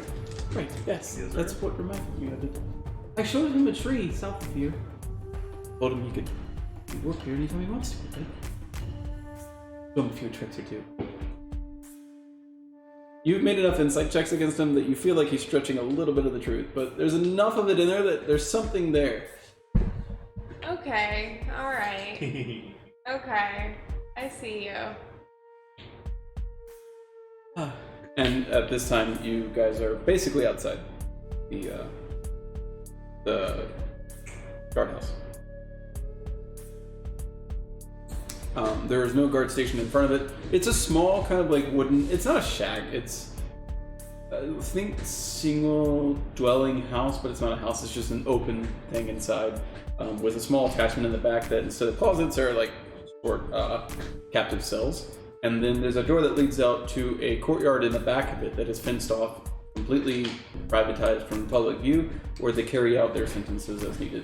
There's like flogging stations. There's like a circular sand pit that Percy would know is probably something to do with their execution areas. And then there is an armored door on the What inside skin of it. does it have? A gold bolt one. I think I approach without hesitation. Okay. I'll let her lead the way. It's an iron knot door. There's certain bars over like the window latch that are present, and you know, a guard station near the door. Hold on. Opens up the door. Hello, what might I? Hello, do for I'm you? looking for. What is the name of this dude that we've run into 5 times? I think Thule, right? Thule, man, just Thule. I'm looking for Thule. Oh, to report crime? Aren't we supposed to be Oh. reporting to Daggett? We need a magister to do the deed. You hold up a coin. We have a coin and we have a deed that needs to be notarized. Yes. Here, I can take care of that for you. He pockets it, and there's a short desk where another guard is stationed and says, "Go fetch the Majesty." And he pulls open the key ring that's proffered to him by the guard at the desk, noting the transaction that's going on. He walks up to the iron door and turns this big loop, and you hear like a hissing sound as some locks disengage. Opens up, and you can briefly see inside a much larger space, and the edge of the wall would have you believe that you were next to. And they come back. He comes back out carrying several gold bars to the tune of 15 of them. He is setting about this task for a while, just lugging him in, setting him down. Next. Would you like any of this in traveling currency, or do you have a bank that you're going to go bolt it in? I think we'll probably speak. Okay. Yeah. Nice one. Not so much. Yes, ma'am. So, What's a bank? People will handle your financials. Why? Because it's a lot to carry around. No, it isn't. Well, Yeah. this is everything I have. Right. But now we have all of that also.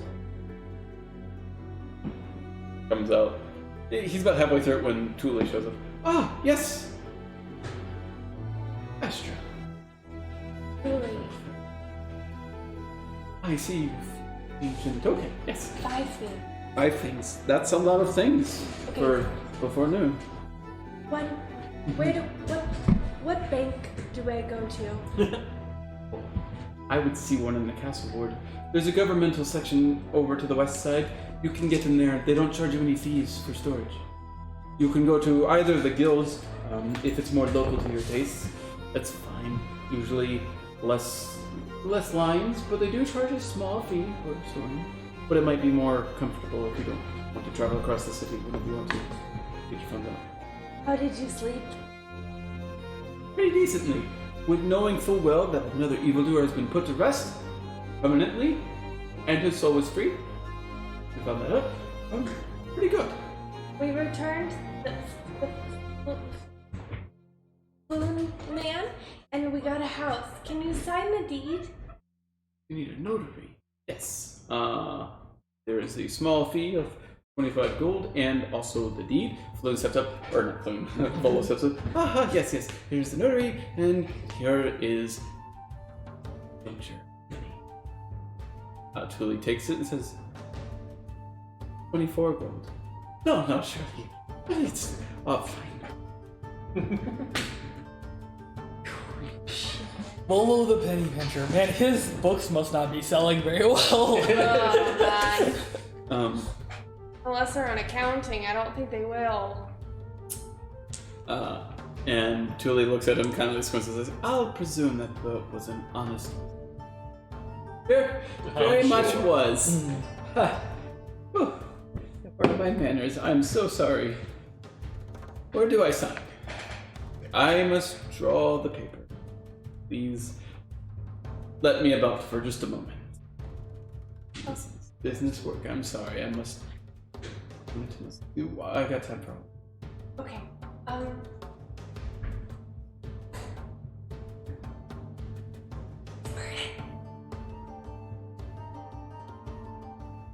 Let's stage whisper it.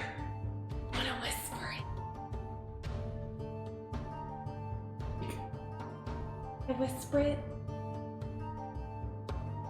So no one else can hear. Sure. Okay. And I speak to him in mind. Like, have you ever heard of an intelligence intellect devourer? And I allow him to speak. Little brain thing with legs. We know of them. Yes, he speaks openly. What do I just does its skin or anything have anything magical? Is there something that we can make from it? Well, it would take some renowned kind of alchemist to do stuff with it. They are worth bounties, though, if you have proof that you've disposed of one. If that's the case, if I'm reading the room I correctly. think we have plenty. The proof is in the backpack. Pudding. Ah. I can pull it out if you want. Well, we will need to collect it. But I want to make something with it. How much experience with alchemy do you have? Motherfucker, I think I have alchemist tools. Let's start there. I think I'm proficient. Let's triple that. I know you. I think you have herbalist, and then you picked one more. I don't remember if you picked poisoners or I alchemists. think she went with poisoners at the end of the day. Because I was trying to do more alchemy things. And we looked it up and I think it led to... Where is it gonna fall? That'll be under your tool proficiency in the top right corner of your first page of your character sheet. There's all your Yeah, proficiencies. herbalism and poisoners. So I could make stuff. This is how you make the stuff. Go ahead and give me a herbalism check.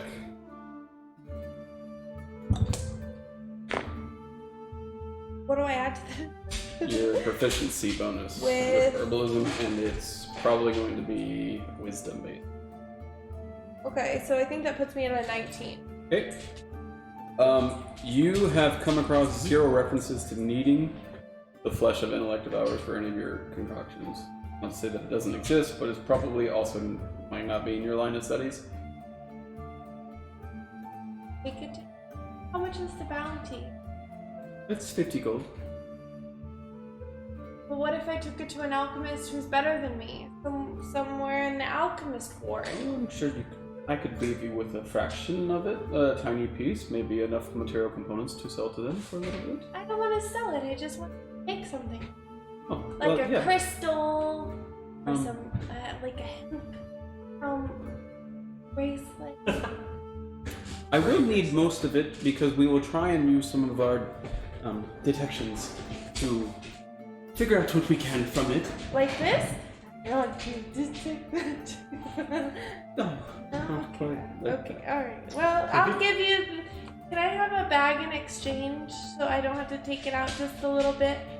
I'll take everything out of the bag and you can have this bag? Or do you want me to just put it on the floor? No. We'll Okay. get you a bag. We'll get you a bag.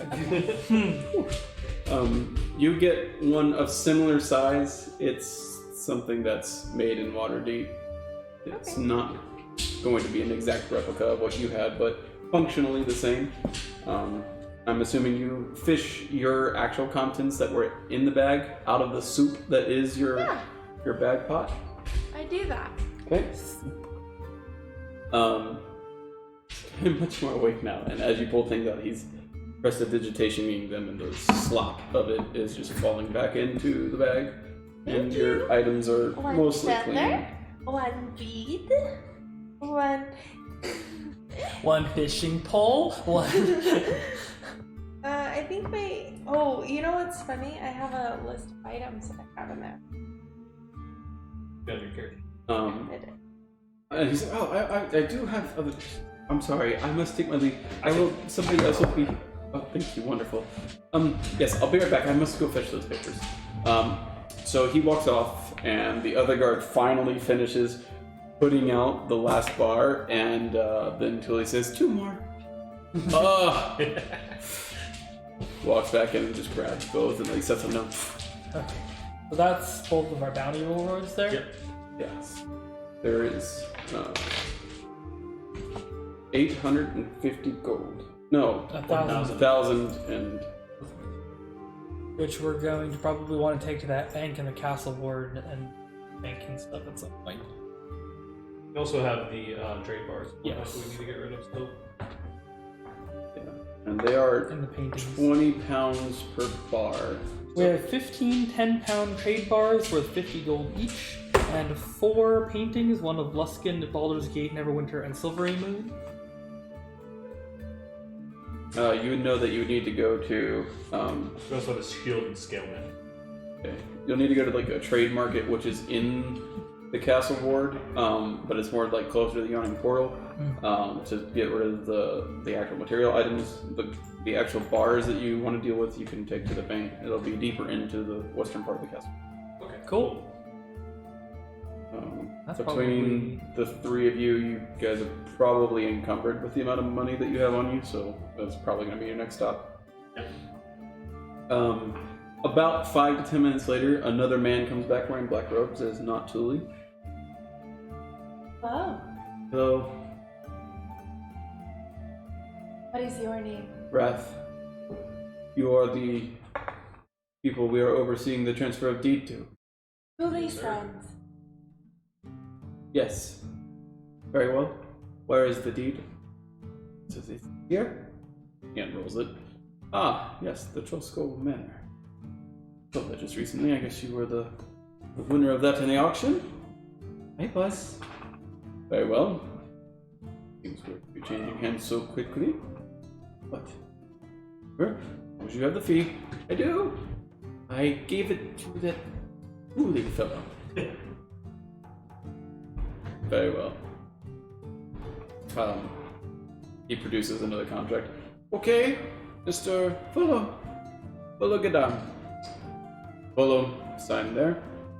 And transferring to who shall be the authorian of the establishment? The Featherdale feud. Is that a registered trademark in the city? Not I yet, don't no. believe it is quite yet. Maybe I can sign for it for now. I think I'm the longest term resident here, Kurt. Sign my name. Very well, we will send this off to make sure. And once done, you should be met by a courier at the address. And he will give you the finalized paperwork to keep on going. Okay. Fantastic. Good day. How do you know? No, as in, have a good day. Oh, thank you. He turns around and walks off.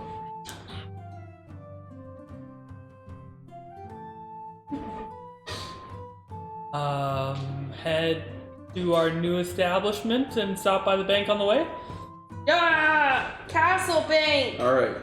How, So for the purposes of this campaign, how are we going to be dealing with finances? Is there, with the use of the bank, is it simple enough to just split up gold and use notes and such for payment of things? Like how would you like us to track all? We could So split it up really easily on our The- character sheets, but the amount of wealth that you'll be traveling with, and this is going to be very common throughout the campaign, I would presume, you are going to need to hire some kind of stagecoach or something to transport this stuff. I don't And know what that means. stagecoach? So, like a small, old, varying size. They have like stuff for more noble-like people, where they have their own, like specific. The hell is the word I'm looking for here? Cauldron. I know it is not a cauldron. Just so you're aware, currently the amount of gold that we have now, I could carry all of it. I'm not encumbered, according to the D&D Beyond calculation for weight and carrying capacity in my current item set that I have. That being 1,000 gold dragon. So stuff I already had. But yeah, as we get like more money than that, I'm assuming that's when we would. You would probably also want to have like concealments and stuff, right? And not look like you're lugging around a fortune. Well, if we're just keeping it like that money in the bank, we would pay for things with like notes and just like other merchants and stuff too. They don't. Oh yeah, no, I money? meant more of the travel fee. So you do have hire coaches and characters. That's what I meant. Okay. To transport goods and stuff like that. And yeah, you would pull up notes where people would take it, or you would have to go and requisite the actual gold bars and stuff from the bank to make larger purchases. It just depends on who you're working with. Okay. But as far as like how to split it up on our character sheet, is That's it up to fine you. for us to just split up the gold on our character sheets? There's no reason I wouldn't. Okay. That makes it easy, probably. So probably get banking accounts open. I don't know. Alright. So go travel to get the banking accounts opened, deposit the trade bar or convert the trade bars as well, and sell off the. Well, maybe we don't necessarily want to sell off the paintings. We can hang them up in our new abode. Yeah, I agree. We should put the paintings up in our house. But maybe sell off the shield and the scale mail because I don't think any of us that have it. No. I have no use for that. Sure, that makes sense to me. Do you want us to do like, if we want to do like a quick shopping trip where I could buy back another blanket and then one of the torches that I'm missing, or you want us to like, how do you want us to? We'll kind of like, I guess, skim it. So the idea is that in the market square near the Yarning Portal, you would make most of those transactions, and you're going to consume time making that trip. You won't have to super RP it or anything, but a majority of your time is actually going to be spent waiting to get seen at the bank in the castle. Okay. You can sell them for half price of the player's handbook, the 2 items I think you said. The shield and the scale mail. I'll look that up. What is the calculation for the bars? There are 15 10-pound trade bars worth 50 gold each. So, what we're getting. So 15 times 50? No, you that's currently- 15 10-pound trade bars of silver. 15 10-pound trade bars worth 50 gold each. That's what I have written down for that. I think it was 1,000 gold in total. No, and that then was it for gave us the, an extra. The 1,000 gold was from the bounty. God. This was from when we went to the Kenku place and found them with the paintings. Oh, okay. Once we get all of our denominations to actual money, we'll split it all up accordingly. So a shield sells for 5 gold. Scale mail sells for 25 gold.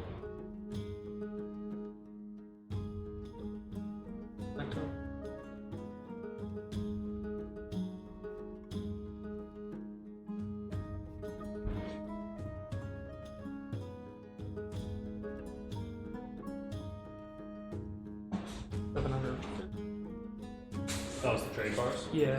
So my math comes out to, for all the loot that we've gotten so far, is 1,830 gold. If we don't sell the painting, I'm pro not selling the painting. Yeah, I think we should keep the painting. Maybe see what our like housing thing is. So It'll be 1,870. It would be 610 apiece. 1,830.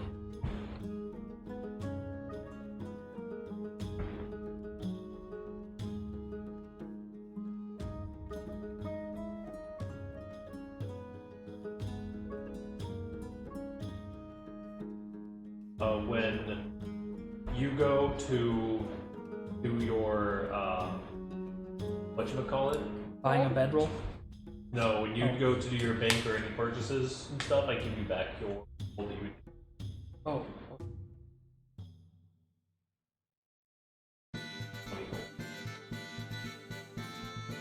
I'll just take it off here. 4 gold. No, I'm giving you back. And how much is up there? Wait. How much do we all get split? 610 gold. 610. I'm at 630. Oh. Where's gold on? It's in the equipment section. There's a little plus and thing where you can like go and I add 610 gold to my inventory kind of thing.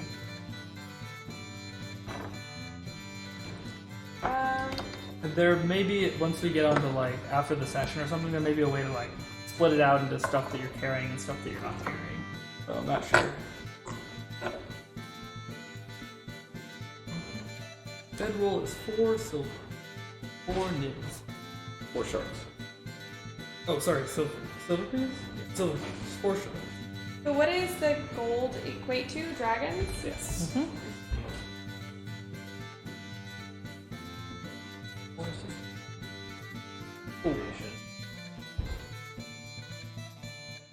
And does it have dragons or gold and pre-loaded into D Beyond? No. You have to convert everything to gold and silver.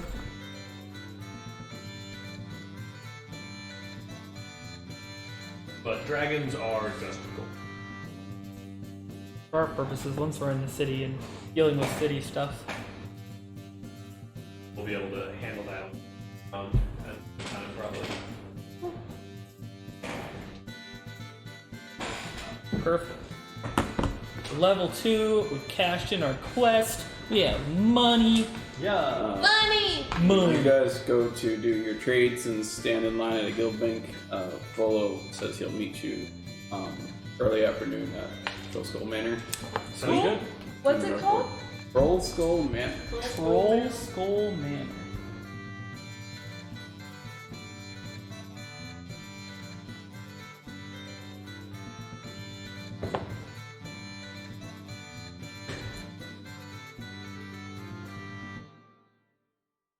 I don't necessarily have any big purchases to make, so I'll tag along during the shopping trip and then. I would like to I just had look that one for bedroll to a buy. deck. What's your deck? Yeah.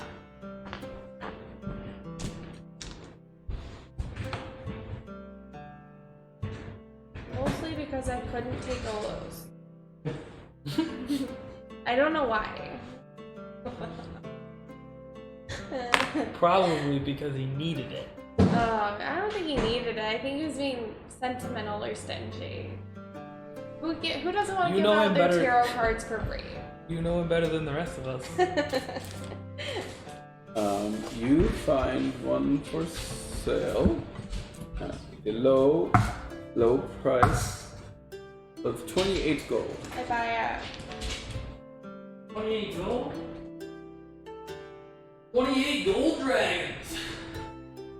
Is it dragon? With a dragon on every single one of the tarot cards.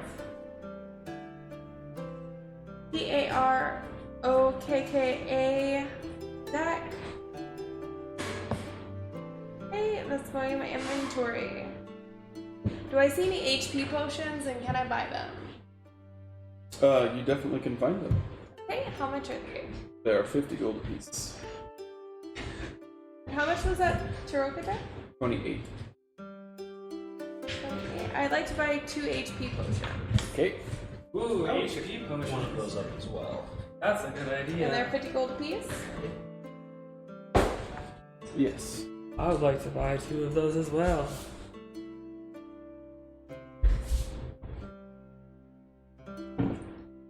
I'll just pick up. Inventory management. Oh, there's a search function. Thank you, D&D Beyond. Shopping trip. That was fun.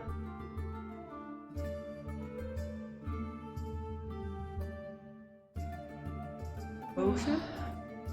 Potion of healing.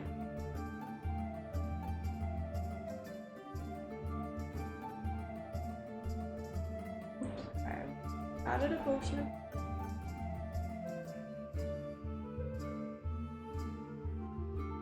Woo! Inventory. So right now I've got my normal stuff, and my weird stuff is I have a scroll case stuffed with notes from my studies / prayers. I've got 2 uses of purple tobacco, 3 Kenku feathered arrows, a small brass key, a Taroka deck, and the HP potions were added, but those are like normal. Oh. Material components of an intellect power. The flesh of an intellect power. Yes, that.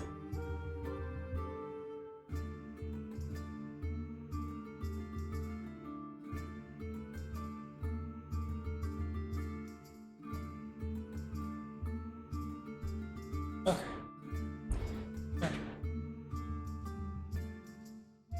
Alrighty then. Yeah. Your crime of shopping has now transpired. Our Your crime against the city. dues owed to the city for your purchases have been made. Yeah. We're ever so slightly lighter in gold expenses. And you have visited the bank. Pink! Castle Pink! Mm-hmm. It's called Dragon Trust. Dragon trust. That's cute. Trust in us with your dragon. Which is now their slogan. What's the jingle, Callan? Let's hear it. I'm not a bard. Just.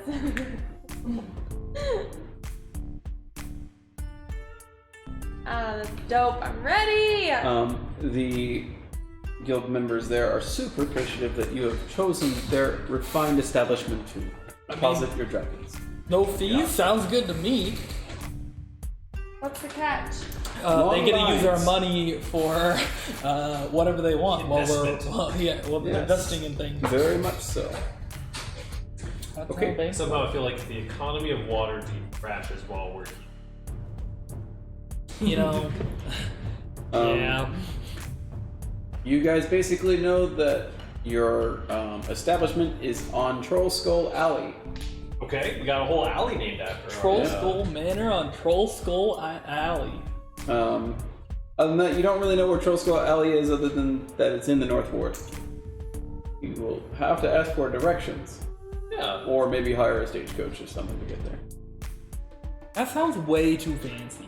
I don't know if I'm into all that fancy stagecoach ride. Are you into Well, okay, so there's things called drays that are like, think double-decker buses from England, except Yep. very Waterdeep level. one's They're that? pulled by a team of 4 horses or mules in some cases. There's a driver that sits up about 8 feet off the ground in between the 2 levels of the bus.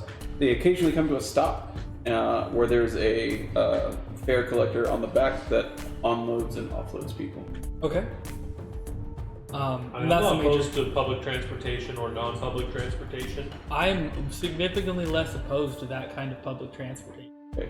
I don't know that I would hire a personal stagecoach, and I don't know that I would ever hire anything that's people driven, like hand carted stuff. Oh, there's no people driven that you see. Everything is pulled by horses. And let me kind of like paint the scene. So now that you're spending time in the non-dock port, Waterdeep is bustling and congested during the day. The roads themselves and everywhere but the dock ward, there's like very small sidewalks on each side. No sidewalks in the dock ward, but as soon as you're like a couple minutes into the dock ward, it opens up. The castle ward has been somewhat thick. Once you got around the market, it's like stop and grow, like you're bustled and cramped kind of thing. So the thing that I was missing earlier is why you would hire those things is because you are constantly being touched if you are in a walking fashion. No matter what you do, it takes forever to get anywhere. There's crosswalks that people, like some of the pulling horses will wait for people to cross and stuff like that. But for the most part, travel, no matter what you do, is super slow. There are certain ways to get around quicker. They're expensive. But most people will get into these drays, they'll get into carriages and stuff like that so that they can have a little bit of breathing capacity. Because the City of Splendors is definitely crowded. Did either of you guys end up taking the character background feature that gave you faster in-city travel? No, that's Okay. Urchin. That's Urchin. Yep. Okay. And Cool. I not Urchin. But what I did take is Hermit. this little bit of like a dragon out of my pocket. And I'm What? like, eh, how do I turn this into the nibs? Also, our money's in the bank now, so Yeah, we you can. probably carry some kind of traveling currency with you. You know that nibs and shards are the dominant currency, but every now and then you will have. It's worthwhile to take several dragons with you. Yeah. Like a noble might walk around with 30 or so dragons. So if I were to split a dragon into Dragon is worth 10 shards and 100 nibs. They're in denominations of 10. And Yeah, the calculator thing Yeah, works maybe. automatically, so that if you wanted to if you're like, I'm gonna pay 7 nibs, it'll turn the silvers into nibs for you. Do the math Yeah. for you. And you'll need to have a spot where you denote your traveling currency with you. Okay. So- Because I'll if have you to do get figure pickpocketed, that kind of stuff is up for liability. Currently, I'll leave all the loot money went into the So- bank, and I'll figure out the, traveling currency in the future. But I'll use what I had already. Yeah. How much do you have The way already? that D&D Beyond works is you can choose a lifestyle to walk around with. So if you choose the comfortable, you're choosing a comfortable lifestyle means that you can afford nicer clothing. You can live in this. It sort of presents how much you have in your pockets at the whole time that you're walking around with, or No, that's the lifestyle choice is a way of indicating generally how much you spend per day on things like staying at an inn and the food that you're eating. That's giving it an indication of I basically spend about this much. It's either per day or per week, I don't remember. But it's more of I tend to spend this much money indicator than it is how much you're carrying around with you. We'll have to do the inventory management thing another time, but in the meantime, just Cool. mark down how much you're currently carrying with you. So I think I'm gonna go with the same thing where I have my original 15 gold on me and then the rest in the bank for right now. Quick and dirty purposes. Currently, I have 22 dragons, 9 shards, and 2 nibs on written down in my notes journal as my. That's how much I had before we just got our loot. That's how much I have currently on me now. You can feel free to take a one-time exchange of those currencies to have more nibs and stuff. You know that you paid out quite a few nibs. Otherwise, overpaying or seeking people to express change is going to be a thing. Okay. And the fare for the drays are going to be 4 nibs. Okay. 4 nibs each. Yep.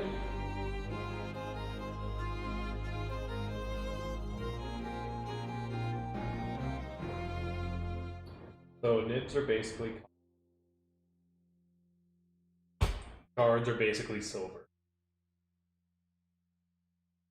The tolls are the electrum pieces, and then dragons are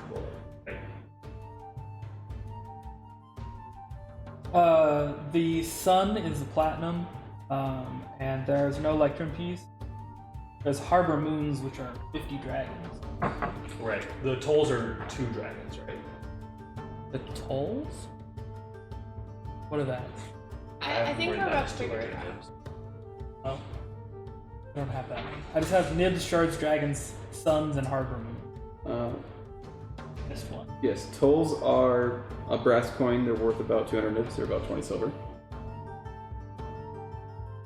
Suns are platinum, and harbor moons are platinum crescents and set with electrum. Okay. Okay. So yeah, we will get our denominations sorted momentarily. All right. In the meantime. So you each pay 4 nibs to get onto the dray and go to the North Ward. Yeah, we're headed to our new house. I only want to ride this thing once. It's about 20% as cramped as the streets around you. You get your own little space, you feel like you can breathe, sort of thing. Nobody's quite jostling up against you, but the seats are packed and it's basically a full ride.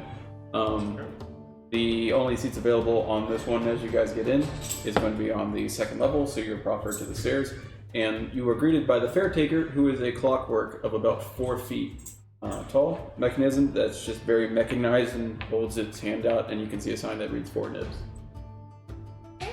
Upon paying it, there's actually, like, in its hand, there's actually a coin slot for nibs, and it just drops in, and you can hear it clink down its arm and, like, rest into a change locator somewhere about its person. And when you pay, it takes off a hat and bows, and then resumes its station for the next one. That's cool.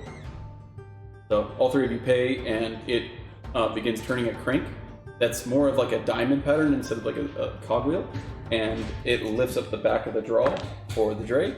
And as soon as it closes, you guys are given a few moments to make your way up to the top towards the seats, which is proffered to the open air. You can see the rest of the City of Splendors about 12 feet below you now, and the dray, the mules start moving up front and begin heading northward. It's a long ride because of the stops that are frequently made on drays, but it's still quicker than by foot. As you go more north, it gets more crowded, quite reasonably so, because you start digging deeper into the heart of the castle ward.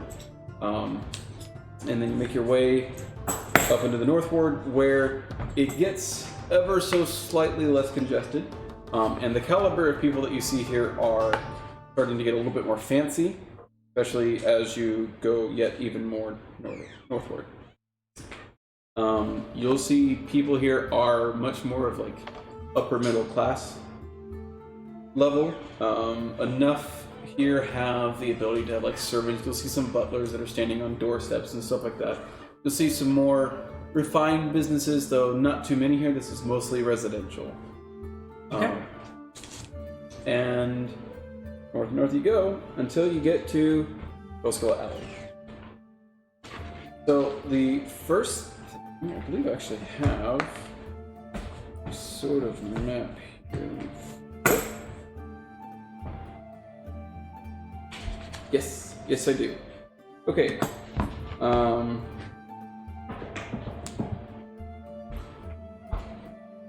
Okay. I'll direct you all to this. Everybody can stand up and look real quick. This is... Oh, well, you can see that on here. But here is your alley. This is going to be Trollskull Alley. And you're approaching from the northern entrance. And this thing right here, T1, is going to be your mansion. New establishment. Yes. So, let me read it for y'all.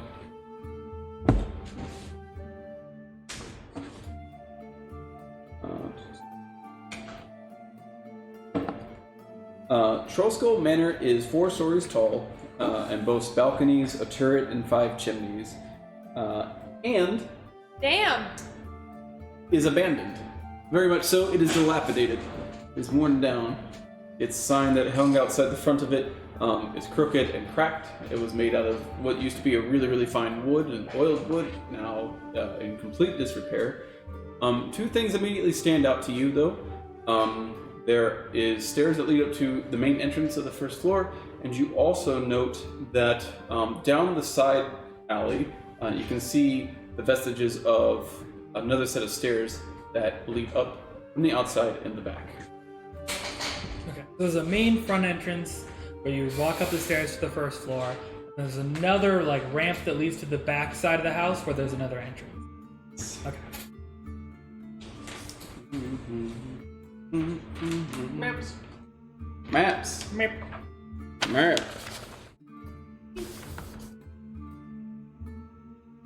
Kinda looks like this. Well, this is more than I could have ever imagined owning before. Living mostly in a temple owned by others and sleeping in the underground, this is worlds apart. The Drake pulls up and like it stops and think like tourist attraction almost. You hear just a collective sound of ooh, ah, and the carriage lowers. Get off. Is Volo here currently, or? You do see Volo kind of like smoking a pipe near the front entrance on what appears to be an overgrown patio. Oh my god, this is our gang hideout. Yeah, this is sick. A crew house. We just gotta spend all the money that we just got fixing this place up and then throw a giant house party. As you guys, So the alleyway that we're in and these other nearby houses, are we kind of the only dilapidated house on the block? Because you said this is like a nicer area of the city, right? What does the rest of the like area look like?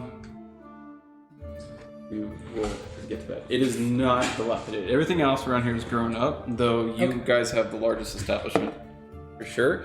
And to kind of give you a vague picture of what it looks like, Holy cow. this is your manor. It is 4 stories tall, and you can see like overgrown moss. You can see that the fences and the patio fencing is in need of repair and all sorts of things. That is so cool.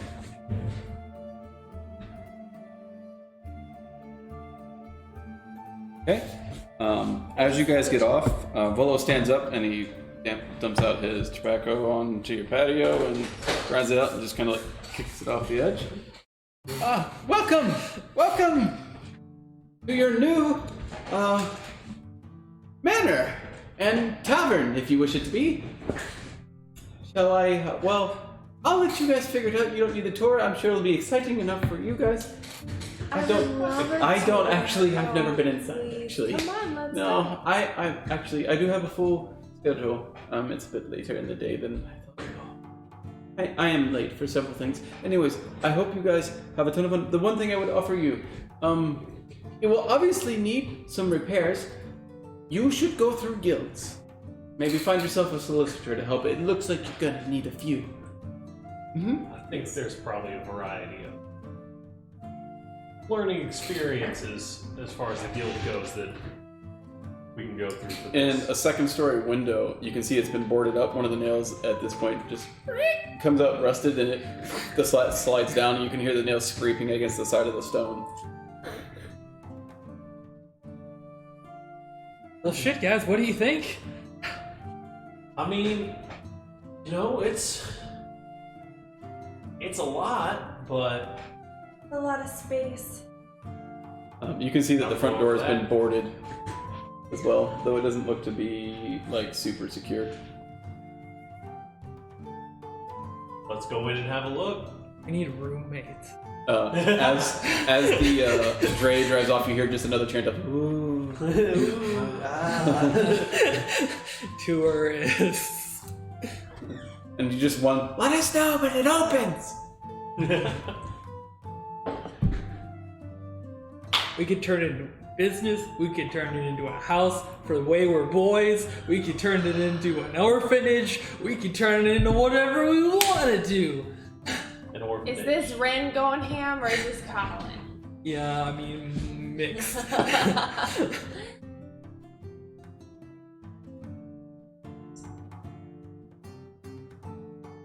Isn't that a good thing?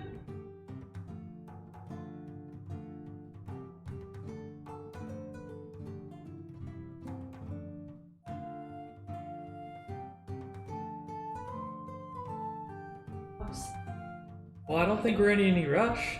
We've got our whole rest of however long we're staying in Waterdeep for. Very least. See what it's like on the inside. Yeah. I go up to the front door and try to open it. Jumper drops. Give me a strength check. Strength check. Okay. How about just a straight strength check? Give me athletics. But 17. Okay. You pull the slat off, and this one gives away easily. You can tell that the wood's slightly rotted. You start pulling the next one, and it literally breaks in your hands, almost a mush. and you finish clearing the rest of it out. Wasn't too difficult. Nobody's been interested in this place for a bit. You open up the slats to the front door, you try it, and it gives you some resistance. That's definitely not going to be annoying or anything. You push your way in, but the door itself is like a sturdy thing. The hinges just need some care, and kind of scrapes against the ground as the foundation's a bit offset. And you open up and it's extremely, well to you, grayscale, but dark to most others. All the boardings and the painting up of the windows has caused not a lot of light to get in here. You can see dust motes drifting down as the house is resettled since you've opened the door. Ever so slightly damp. Needs a lot of help. From what you can see, there's a ton of broken furniture inside here. In the back, you can see like what you can barely make out what seems to be a bar. A whole bunch of like not a single like piece of furniture is whole in here except for one bar stool that's sitting up near the corner over here. You can see the mortar on the fireplace to your left, like chipped in a bunch of places. Cobblestone is running. Is that what's in the center there? Yes. We have a center of the room fireplace. That is so cool. There are 5 chimneys to this place. A turret is just a different word for a spire, basically. You have like a 4-story kind of tower here. Does it have floors on each level also, or is it just like straight shot to the top? Or everything on the first floor that you can see so far has a ceiling. Yeah, you step in. You bringing a torch with you? Or? Yeah, I bring in a torch. I use my arcane magic to light it, and then my divine magic to make it like twice as bright. And you can see like a small just mote of dust just catching the light, just billow away from it. And I posted pictures of the outside of the manor to the Discord in case you guys want to look it up. cool. Nice. Yeah, you can definitely see that this place needs a lot of tender loving care, but otherwise it's a standing building. That's us. We're the tender love and care. Dibs on tender. Tender! I'll be care. You got One of you has to be low. Oh, I said dibs. you got You did say dibs. Lights, hands on fire. Who's more tenderest? Alright, I guess yeah. Got a number of windows and doors on the first level. What you do note is that there are no stairs up in the first level, and I'm gonna go ahead and give me a perception check. Perception, a natural 20 for 20. You caught something dipping into the pantry that was not corporeal. Like Where's the something center? not real? It is. This is where you're entering this doorway. This is the main entrance, and this is the patio that Volo was sitting on, making like leaning against the wall next to some broken furniture. Okay. Behind the bar over here, you notice something that is ghost-like in nature that dips into the pantry just out of your vision. You barely catch like some of the rags behind it, just instantly knowing that it is not of the material plane. Are these like little patio access doors? There is one door, and the rest are windows. One of these. Yeah. Okay. think it's It's this not one. super relevant now. I double check that my mage armor is running properly, and I lean back and let them know that I saw something that shouldn't be here slipping into the pantry, and we should go check it out. You mentioned that it's ghost-like. Yes. Okay. I mean, what's a new house without a ghost in the house? Yes. I take out my tarot. What do we know about ghosts? They're ghosty. What do you want to know about a ghost? Like, in the world of D&D, do ghosts span a pretty wide spectrum between like Casper and Night Terror, or are they like Yes. the general rule of thumb with ghosts is that they're always evil or something? Depends on which part of the world you're from. But yes, to most of those questions. I'm so excited. We can have a bow. A Poe. A Poe. A Poe. A ghostly bartender. Yes. And I'm so ready. I'm so ready for me to flip this card out. And So as you guys are like filling into the entrance and you catch that and you guys start talking, you start hearing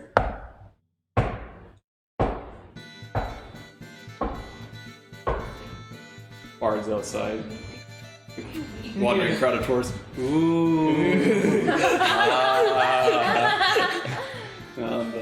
Wait, that was coming from in the pantry, not outside. Yes, in the pantry area, you definitely hear a knocking. And then as you guys step into the full tap room, you just hear there's just a scraping against wood. I do have my trophy deck out. I'm pulling a card with and without your consent. I don't think that's the one you want to draw. What card did you pull? Dark Lord? Dark Lord. No, That would be that Strahd is found in his tomb. Oh, shoot. Yeah, Strahd showed up and he's like, hey guys, you really need to get this bar together because I'm thirsty. Alright, so what do you guys do? You guys are like, here, actually, let's... Upon mentioning that it's a ghost, I think she and these two both are like way more excited about the situation than I am, so I kind of let them take the lead. I was like pulling, like reaching into my pocket and reaching for my crossbow, and I'm like, there's something we gotta handle. I think it's some kind of ghost. Oh no. I mean, Aster, you're the expert on this, but I mean, I'm super interested in what a ghost is. I want to Why talk is it to here? it. I agree. We should. I cast guidance on that. I attempt to speak in towards the pantry. Do I have to see it in order to? Yes. Okay. Opportunity. I try to sneak an angle on the pantry out and about so that I can make eyes/contact so that I can mentally speak with it. I'm gonna follow her lead. I will be at a long angle though. I want to be on the opposite side of the room. Is this the pantry? Use your laser pointer. Where's the pantry at? This is the pantry. Probably. This whole entire space? About that. Is this open? Yes. So if this is the pantry, I'm gonna be over here. I'm following her lead. Okay. Yeah, I And think I'll probably fall behind Rid. so we get light. as soon as I make eyes, I'm gonna try and connect with that, and I'm gonna say, "Dark Lord, You you're don't see here."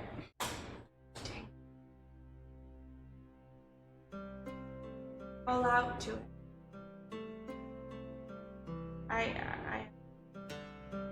Have you ever communicated with ghosts before? Well, no. Well, I've tried. That's what matters. Hello, Dark Lord. Is that you? From deeper in the building, somewhere behind the pantry, you just hear more rasping. You hear what sounds like a shuffling of footsteps. Nothing seems to appear though. You just hear Do I footsteps. know if it is? Can I check if it's like monster animal, something I recognize? You haven't seen it. Talons. No, the sound. They just sound like humanoid footsteps. Okay.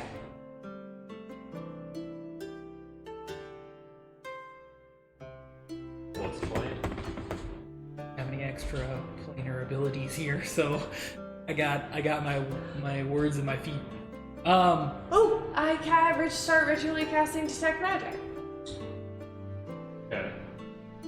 That's what I do for the next 10 minutes. While she's doing that, I'm going to like start poking around and looking to see if I can see, like, my first thought, right, is that if there's a ghost here, it's probably connected to this space somehow.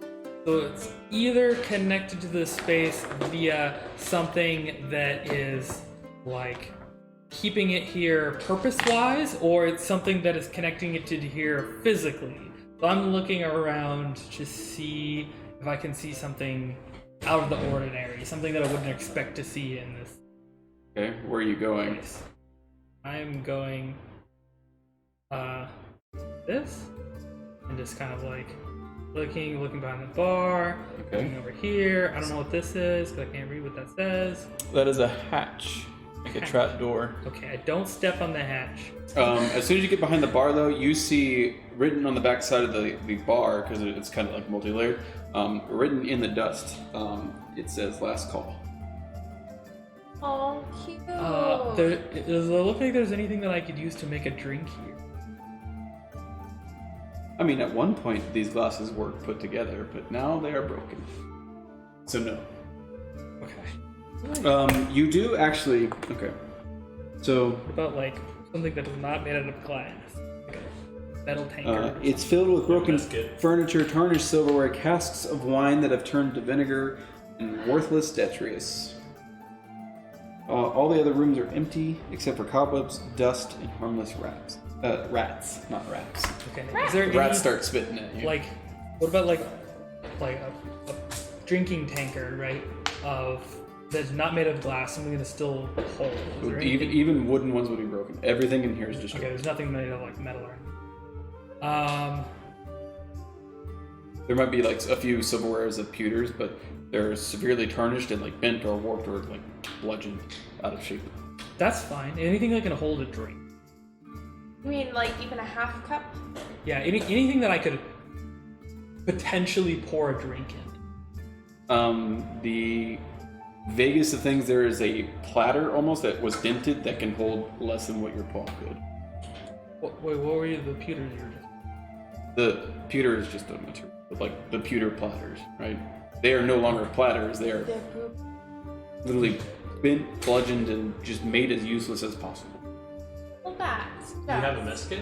Or do you have like a...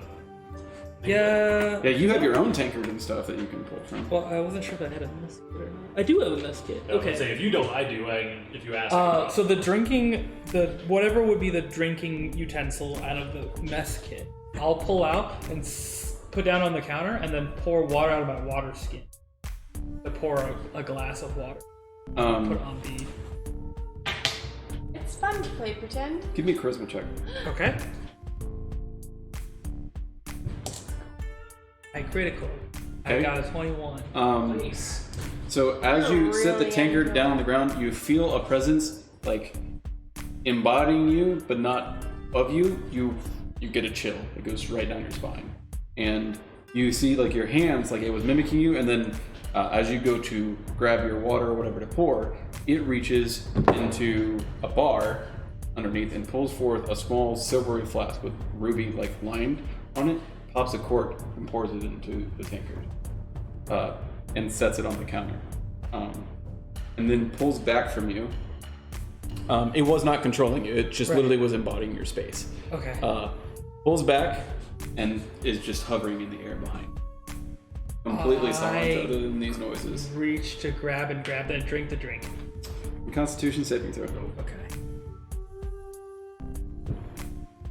A 14. Okay. It is extremely vinegary.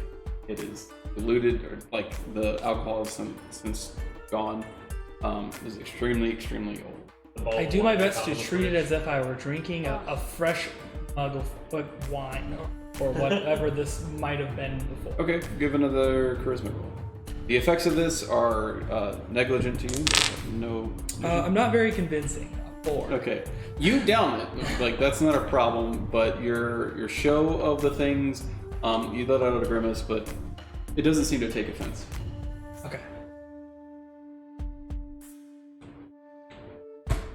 Oh, the Dark Lord. It's just kind of floating there, watching Rin, not answering you. And is it friendly? It seems to be friendly. It just poured me a drink. I don't have another. This last call. You guys see it turn towards the other bar in front of it and waves its hand in front of it. It is completely silent. You do not notice it unless you're still facing the counter this way. So it's at the counter over here doing something that you're not visible to. It makes zero sound doing this. Okay. I don't. So would you turn around and face it at some point while you're? Yeah, so I mean, I'm trying to pay attention to what it's doing because I'm trying to find out what the ghost triggers are. So, drink the drink, put it down, say the word last call as part of that sentence, and then I'm looking to it to see what it's doing. It's just kind of like waving its hand over the bar, and you can see on the bar itself the dust is moving away to form a kind of pattern. It starts pulling out words, and then you see materialize in front of you, wrong side.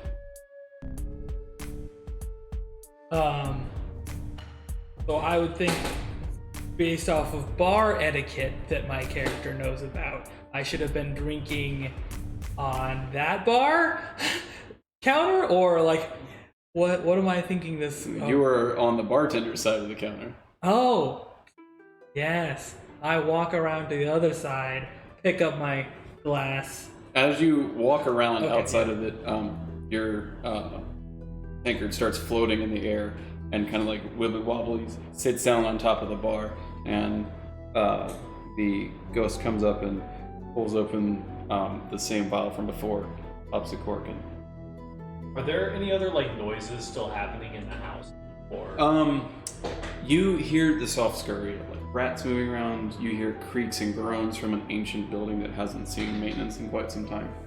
but there's no like There's no footsteps, or there's no anything? knocking, there's no scratching. Okay. I mentioned Astra, come here.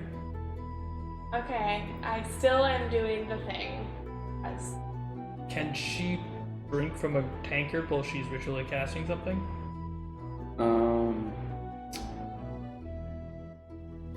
You would presume that with what it's having you drink, it would take you out of your concentration. Okay, so I don't. I mentioned you to come over here I and come stand over? with me, but I give the I bartender walk a nod and Yeah, and I follow behind take another that, swig of and give it a cheers. It bows to you, and it. We need to get him a new set of liquor. He's a great bartender. He's working with shambles. With your second drink, you actually can see a less like clothed and floating thing. You actually see an ethereal kind of like half elf standing in front of you. Definitely, he's like wearing a proper rig of formal attire in an establishment that you would have come to associate with some of the people that you've seen around in the North Ward. Like a vest over a white long sleeve shirt with brass buttons down, and is much more like attached. And you can see him actually handling the drink. The cup isn't floating anymore. It's him actually doing that. You guys still see a ghost just kind of like floating there, and things mysteriously interacting with the environment. If we got you new drinks and clean this place up, would you want to work with us, or are you trying to pass on? It nods in yes. I'm just like we don't beaming. We don't see this. It's still like very spectrally for us. Yes. I pulled the deed out of my pack and kind of like behind your back hand it to you and like tap you on the back with the left deed. Pulling the deed out, and you've gotten closer. This is kind of the setup now. As soon as you pull the Are deed you out, still back here? Or did you walk up when I moved mentioned up. you? when you pull the deed out, it just blinks. It's in front of you. You're just kind of like holding this thing. I unfurl it a little bit. I Produce the document! Produce the writ. It just kind of waves. You can see what looks like a butler or one was just peering forward and reading intently. You guys just see this corporeal thing just floating in front. He seems friendly. It straightens up and then like turns and then I it goes try and walks and back behind the touch bar it. again. To you guys, you see it blink back behind. This was a very quick thing. So while you're casting okay, I've kind of sort of communicated with him. He's formed in. I can see his old Jealous. past self. I know. What do you mean you can specialize or something? I don't know. It seems to have made some kind of connection. He seems like, from what he said so far, he would, if we clean this place up, he would be happy to bartend for us. Why? Why not? It seems like he enjoyed being that for other people. Maybe he just wants to serve people drinks. That's a noble cause. At this point, you see, kind of like as you guys are discoursing, it's really vile all of a sudden. Across this back wall here, you just see in big, like huge font letters, just closing time. And he's in front of the door, and it magically just like swings shut for him. And you hear the sound of like boards like lifting from outside, and the sounds of nails going back into the door for him. Sick. Okay. He's closing back up the boards on the front of the house. Then you two see this ghost like go up and through the ceiling. To you, he blinks out of existence. Okay. What do you guys think? As long as he's relatively harmless, I don't necessarily. I think maybe finding out what happened. Sure. Yeah. 3 tankards of weird concoction. They're almost like mist-like, but they resemble like small goblets. And you can see more of an ambrosia that you had ingested earlier, but they sit out on the bar in front of you. One each, they're centered very precisely in the center of the bar, and they're closest, one per person. Can you define the term ambrosia? It is a liquid of some kind of viscosity. Ambrosia. Amber Rose. 3 Amber goblets of Amber Rose. Sick. All right. I pick up my goblet of amber rose. Am I done casting detect? You are. Do I detect anything? You do not. I move forward to the bar and I pick up one of the other goblets and sort of. They aren't magical. I don't know what they are, but just tighten your stomach a bit and go to drink my drink. Oh, cheers! Yeah, cheers! Fucking Featherdale view. I cast To our new again while we're at it. to our new home in our new city, the City of Splendors. Yeah. Constitution saving throws. Yeah. Let's. You can add a D4 if you need. Absolutely. Plus. A 20. That is 19. One for this. Grimacing, you guys ingest it. Nothing negative comes out of it. You hear in your mind one 3-letter word in response. Lif. L-I-F. L-I-F? And you can see, like, in your mind, a mental imagery that comes along with it. All the letters are flowery, and there's leaves and vines that kind of, like, are etched into the sides of the name. I think the Dark Lord's name is Lif. I think you're right. Well, hopefully he takes a liking to all of us. The Dark Lord part. A little bit uncomfortable, I'm not gonna lie, but. Alright, what do you guys do? I mean, we can keep exploring our new area. Check here. out the rest of the house. Check out the pantry and Are that there trapdoor. sconces on the wall? There are broken sconce brackets that are somewhat still attached to the wall. Nothing can hold a torch. Some of them have like sticks, but they have also been broken. Nothing in here is usable. I light 2 more torches, one for me and one for you, and so we can all have one. I'd like to sort of like put one in a room where. You could maybe put one in your mess kit cup. I just don't want it to fall over and like light the place on You fire. need to hold that.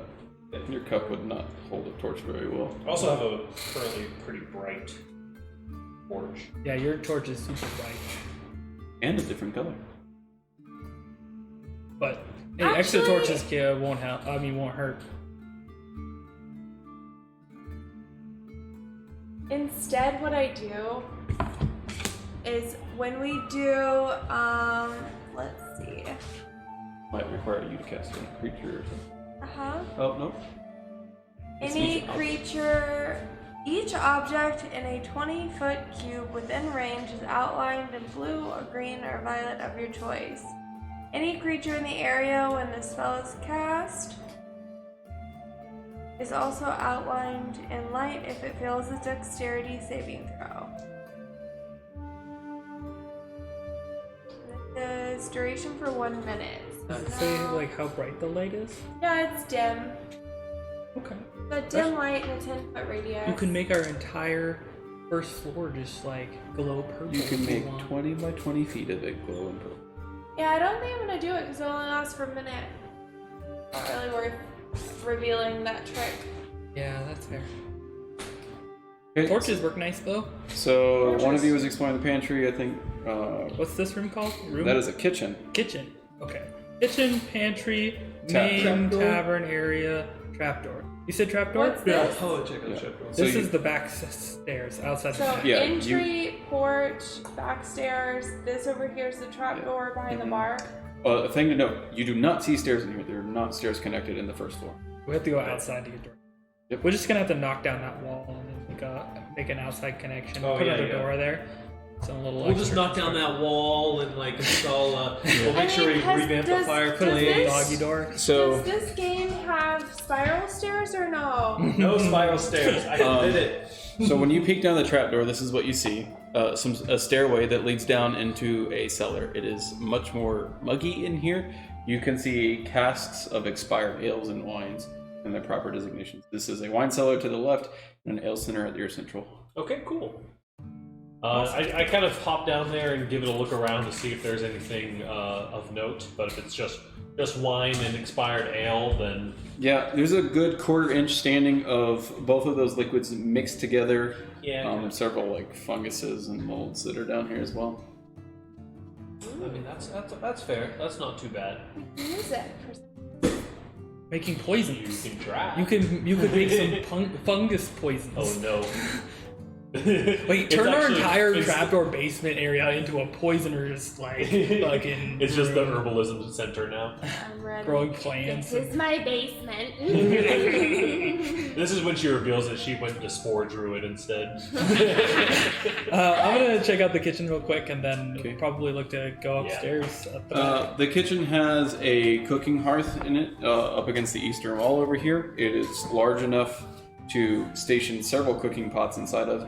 There's a couple windows or I say couple, there's one window that peeks outside, and it's been painted over, and also boarded on the outside. And then there's cooking utensils that have all been destroyed in here, and some cabinets and other things that have also been destroyed.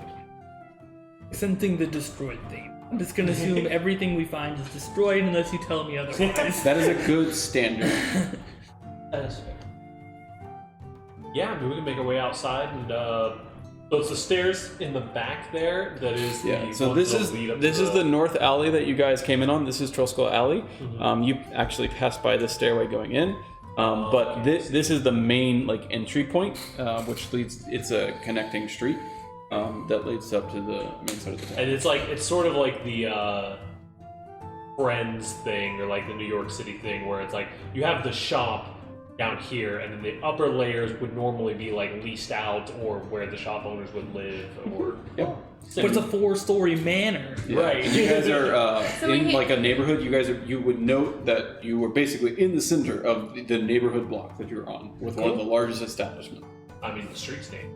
Yes. So cool. Very cool. Yeah, we scoot around outside and check out the other floors. Okay, the first thing that you guys notice is that there's a doorway to the patio that is much more boarded up, as you guys would have found out. And then the front door has also been reboarded from the outside. It will take some brute forcing. Are any of these windows busted open? None of the windows are busted open. They are cracked. The But they're one thing also, in this like, place not broken. Yeah, they're also like plastered over. They're not Most of windows it so much is as they are like- just ruined panes of glass. Okay. But they are still panes. Very cool. Yeah. And this over here is a window, not a door. Yeah, that is a window. Your door exits are going to be here, and here. I don't have a preference of which door we reopen, but whatever one we do, I will close again. Yeah, we can spend a little time brute strengthening our. I'm strong. Okay. I am not strong. I am the only one with strong bits. I guess that is a door. No, that's a kitchen. It's hard to understand. Probably a door. I'll figure it out next time. Okay. Every It may or door is may not boarded be a up door. and Yeah. like just obstinate. Like no matter what you did, like this time from the inside since you're boarded in, and Right. the one that's been resealed, it takes you guys working at it for a little bit, kind of in a team to like eventually bust through it. Check it out in the morning. And you just like you hit it, and as rusted nails pull against the wood. I guess. Continuously, so it's almost like he wanted you guys to stay in here. Is kind of the impression you got. It was harder to break out than it was to break in. It was bored from the outside. And so finally, upon getting those things off, you guys are back out into the open and much more crisp air of Waterdeep. You guys definitely are feeling the effects of, wow, that was really musty. So we We'll can fix walk up it. and around. We'll fix it. We can Bob the Builder the shit out of this place. Yeah. It's gonna be perfect. Spend all of our money that we find on it. Fix it, Felix. I hear you, brother. Yeah. So you guys exit Serving the it. patio. The barge coming back into the street. The same torch people. Oh, ha, ha, ha. It's late in the afternoon now, and you guys walk around the front. It's a pretty nice neighborhood. You can see that there's several people bustling about on the streets. It's not crowded. These are residential people. Some call it like, "Hey, y'all moving in?" I call back. Yeah, we're moving in. That's a lot of work. No. Yeah. Good luck to you. There's another man down We the gotta let everyone know so when we throw a party, we can invite everyone. down the street to the south. You can see on the corner of the street over here. There's just another elf, and he's just peering with disdain at you guys. It's very open about it, and just like and walks off. Oh no, it's probably his brother or something. Oh, my heart. Or it's his competitor, the bar across the street, and now he's got competition brewing. He knows that we're gonna have the better job. Yeah. We're changing the game from D&D to Shopkeep Simulator, by the way. No, Freddy. Just think of your shop like a pet. And Yes. my DMing for pets will be your shop adventure. Hopefully not. This But place Robert is cool. kills all the pets. So yeah, anyways, you guys make your way to the northern street, back on Trollscott Alley. It's just a short walk. You get to a stonework of stairs that is actually rather extensive and exquisite. It's definitely one of the more expensive features on the outside of the house. Presently, it's cracked, it's in disrepair. It is stone that's been shaped and polished to the effect to look like marble though. And it's inset with certain kind of gemstones and such. Well, not gemstones, but flecks, really, that give it kind of a sheen of just a multitude of colors as you work your way up. There's an actual banister along the stairway, as it's not just a straight cut set of stairs. It bends and it moves like a natural kind of feel of cut rock. And the banister was nice enough at one point to embellish it, but now is tarnished and disrepair like everything else. As you guys walk up said stairs, you are beset by another door that, after a little bit of finagling, you are able to enter. There's only a couple boards that are boarding it this time, but be that as it may, it's enterable. And here you are set into what looks to be more inn-like kind of vestiges, but not entirely so. The torchlight is enough to give away. You can see that you're in a big giant common room. There's a door out to the back, and you can see just past that it's actually leading to a balcony. You're right next to another door that when you open, you waft away the dust motes, and you can see that it's a big giant den that leads to the other section of the turret. There's another door out here that other windows have offered you to the side of yet another balcony. There's a dual fireplace, both that connects to the den and the common room. at the far end. That there's a center fire pit that you can light through the chimney. And then there's a doorway behind you guys that leads you into an open hall that takes you out to a staircase that has so much rubble on it. And this is this one right here that I'm talking about. It is not quite spiral stairs, but it is like a U stairs or an L stairs. And there's so much there's broken cross beams down on this thing. It is a ton of rubble essentially.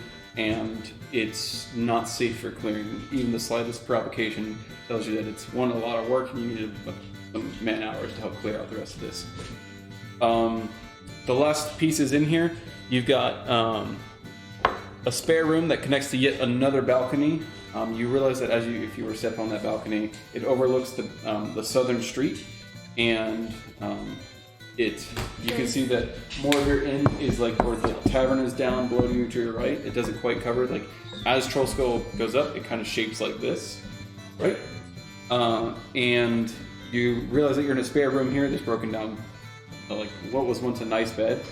And adjacent to that is a larger bedroom with a attached closet that the door to the closet is broken off. The rods that were hanging in the closet, and there was actually even a mannequin or two in there.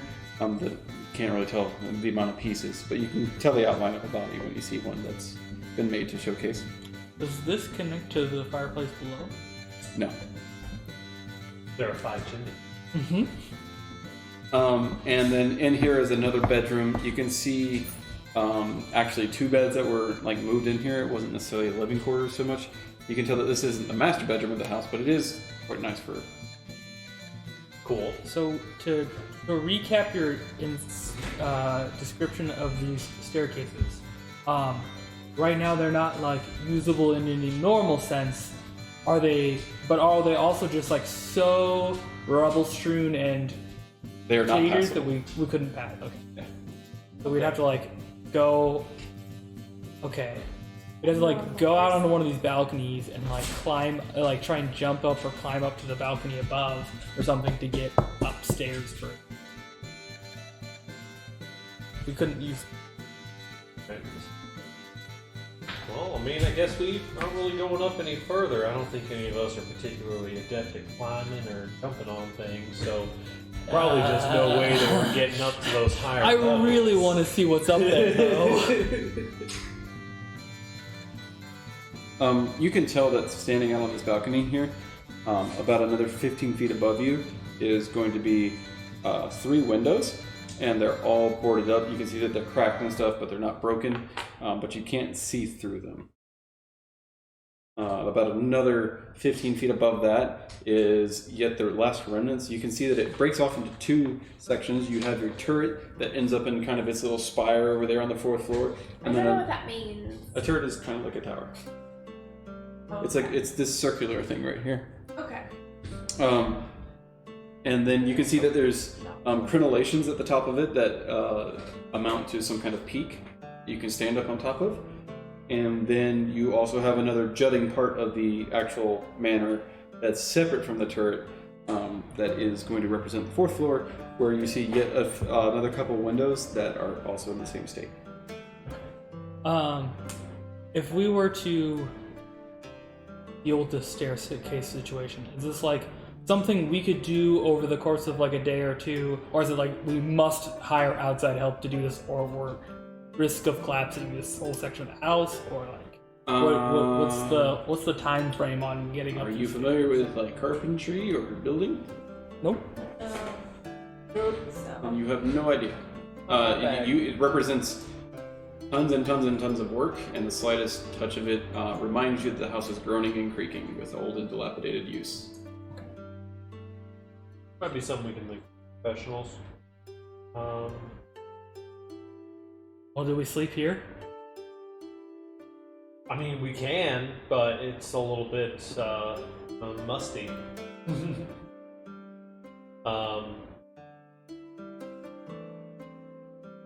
Yeah, I'm down for staying here and trying to straighten up the place a little bit, right off the bat. I would be willing to help you in a climbing venture if you were so inclined. I was mostly being sarcastic when I was like, it's a shame that no one has it yet. I am, but I'm more worried about ruining more pieces of the house. I'm very excited about seeing the rest of this place, but I want to see it together with you guys. I think we can maybe. That person. I already have a plan for Oh. myself. Okay. She's like, I'm already up there. Are you verbalizing this? Yeah, I'm As you- verbalizing this to okay. Percy as he's kind of talking to me about it. I mean, yeah, we can head into town, maybe get a hold of one of those, what are they called? Those nice fellows that help with contracting the guilds. Toolies. Not Thule. I think we should probably leave him alone for a couple days. At this point, you guys hear a knocking at the door outside the common room. Hello? Hello? New residents? New neighbors? Hello? Just to clarify, this isn't Volo. No. Okay, sorry. He would fit in this neighborhood. I Yeah. walk out to this balcony and look down over the edge. You hear it from this door. Oh, from that door? Yeah. Oh, okay. Yeah. Yeah, then I go to answer the that door. Answer with Percy.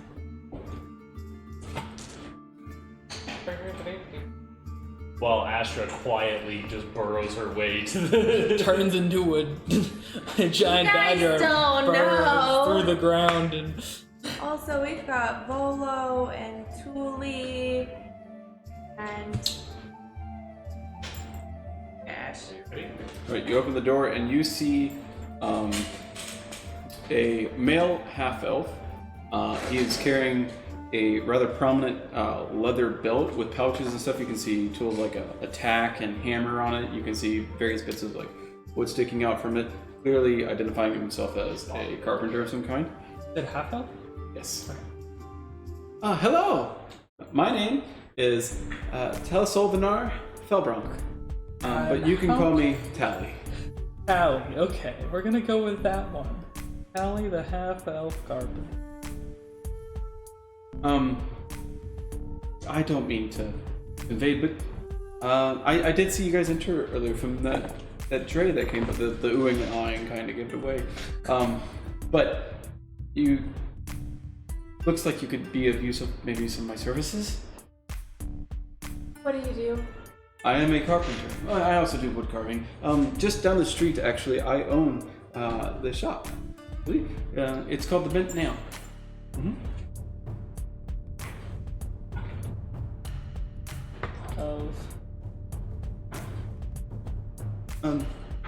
And not that you guys look unfriendly by any means, but there are lots of shops on this neighborhood. You might find it interesting if you guys are going to be here for a while to check out some of these things. They could offer you some services. There's the librarian. There's that investigator. Yeah, you'll see it with some time. Outside of the residences, there's just more residences. I give a look to Percy and ask, do you work for the guild? For a guild? Yes, I belong to a carpenter's guild. Mostly it's hard to find people who don't work. I imagine so, but he said we should check, so. Yeah, well, since you mentioned it, I'm sorry to pry, but there's quite a few things here. You will need several to assist you. You Yes. have a How solicitor much does it already? cost? Oh, I wouldn't know about that. We haven't contacted a solicitor yet. No, we were kind of just surveying things ourselves to get a start, but That's fair. I just in advance of the hawkers. There is a lot of work to be done in this What's place. that? Hawkers, like people selling you their stuff. I don't Why are they advocate. called hawk? It's just a term. Are they They like hawk hawks? their wares. They announce them, or they set upon you like a prey, depending on which side of the coin you're on. really good. Are they bird people? No. Anyways, I just came by to say hello and to welcome you to the neighborhood. And if you want to perhaps fill your new establishment with some furniture at some point, you come and seek me out. I actually live, and he looks forward.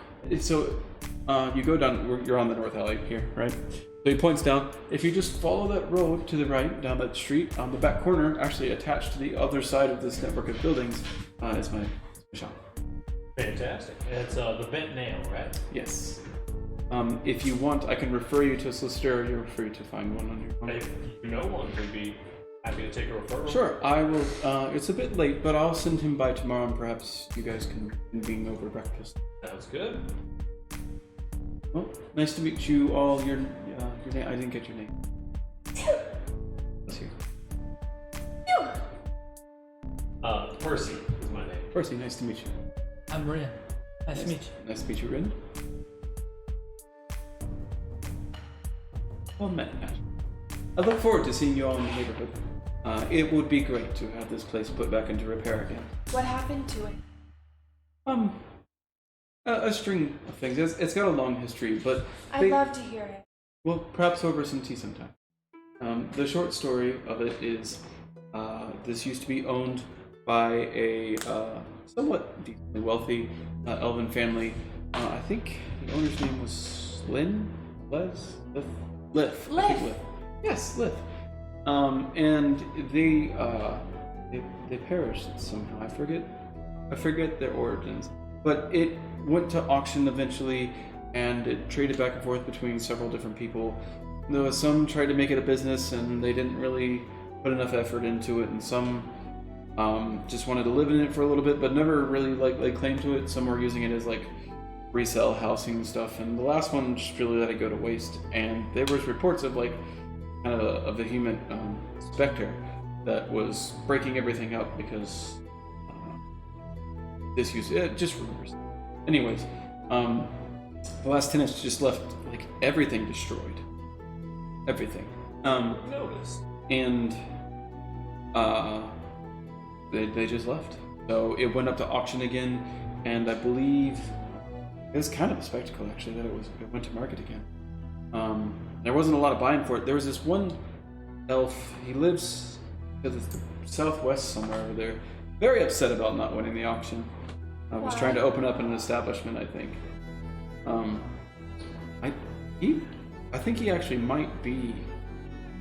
Yeah, he might own. I don't really know. I don't really frequent that section of the neighborhood all that much. But on the southwest, there's another inn or bar or something that maybe he's the owner of. But anyways, this is like the prime place in the neighborhood, and anybody who's looking to make an establishment here, this would be the prime location. Yeah. So, but some other human, very pompous, celebrity type fellow. I wouldn't know his name, but he won the auction, and that was not but maybe a week or two ago. Well, That would be the gentleman that we received manor from. Appreciate it though. Yes. And he properly transferred the title to you and stuff, I presume. Yes. Oh, good. Well, glad to meet you all. I won't take up too much of your time. He bows his way. your name again? Tally. Allie, how do you spell that? Tally. Tally, the half-elf carpenter, owner of the broken nail, the bent nail, not the broken nail. Bent. It can be fixed. Broken. It can be fixed. With some beatings. Yeah, hit him with a hammer. Wrong character. Alright, wait, quick question. Nylor, Tally, Rainier, Grunt? What was his name? Grimshaw. How do you spell that? Beeceased. Also, Wrath, Wait, what? Nibbler, Deceased. Roscoe, Zank, Grimshaw? Grumshaw is deceased. How do you spell it? GRUM''SHAW. Grumshaw or Grumshaw? Grumshaw. GRUM''SHAR.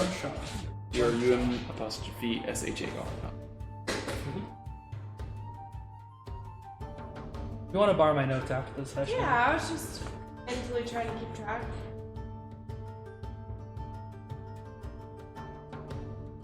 Well, is it getting further on in the day? Should we be? Yeah, it's about dusk. Okay. You're probably looking for dinner and then lodging, wherever you take that in.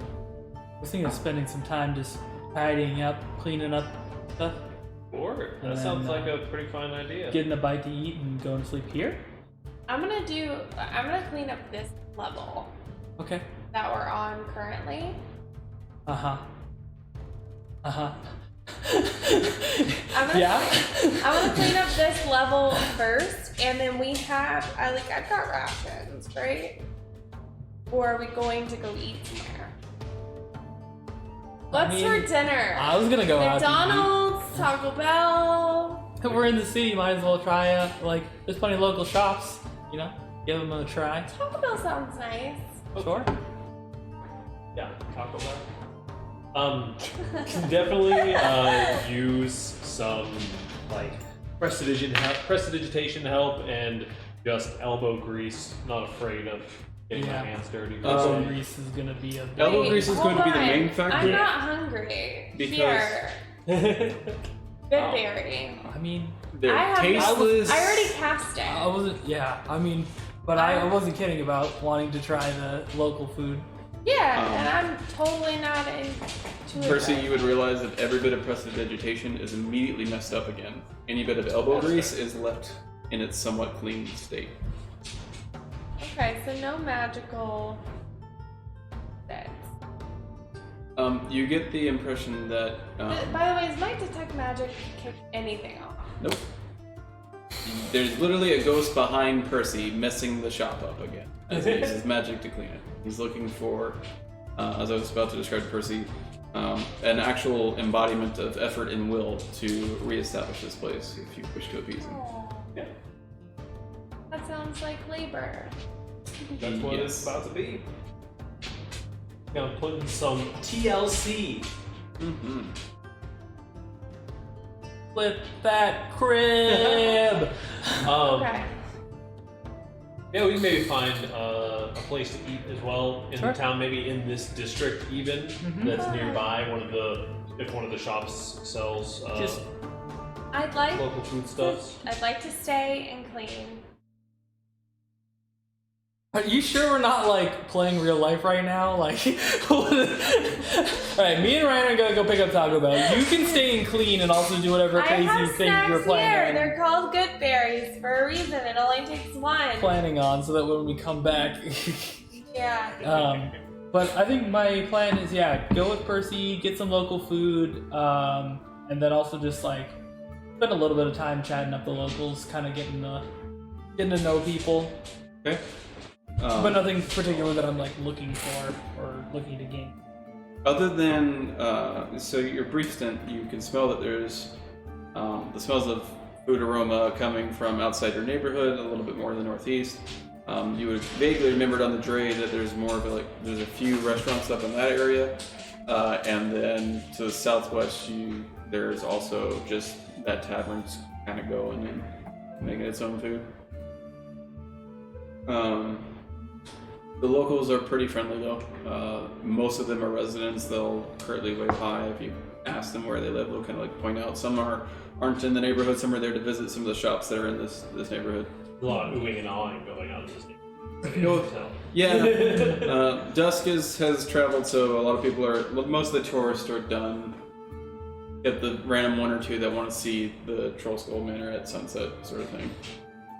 I can't wait till it's opened again. Well, I better go home. It's a long way back. Yes. What a useful spending of Local money. tourism. So I can stay and clean. Sure. I'd say about 75% of the way through. I stare at the staircase. 75% of the way through what? Like the first hour. Okay. So the first 45 minutes pass. You're actually putting some elbow grease in. You've managed to return the floor in a 2x2 foot section to be completely grimeless, but it's old, it's splintery, needs oil and care, which are materials that you do not have on you. Really makes me want to cast or have mending. If only I could change my cantrips at level. I don't think that would help you, as we're not supposed to use magic to clean.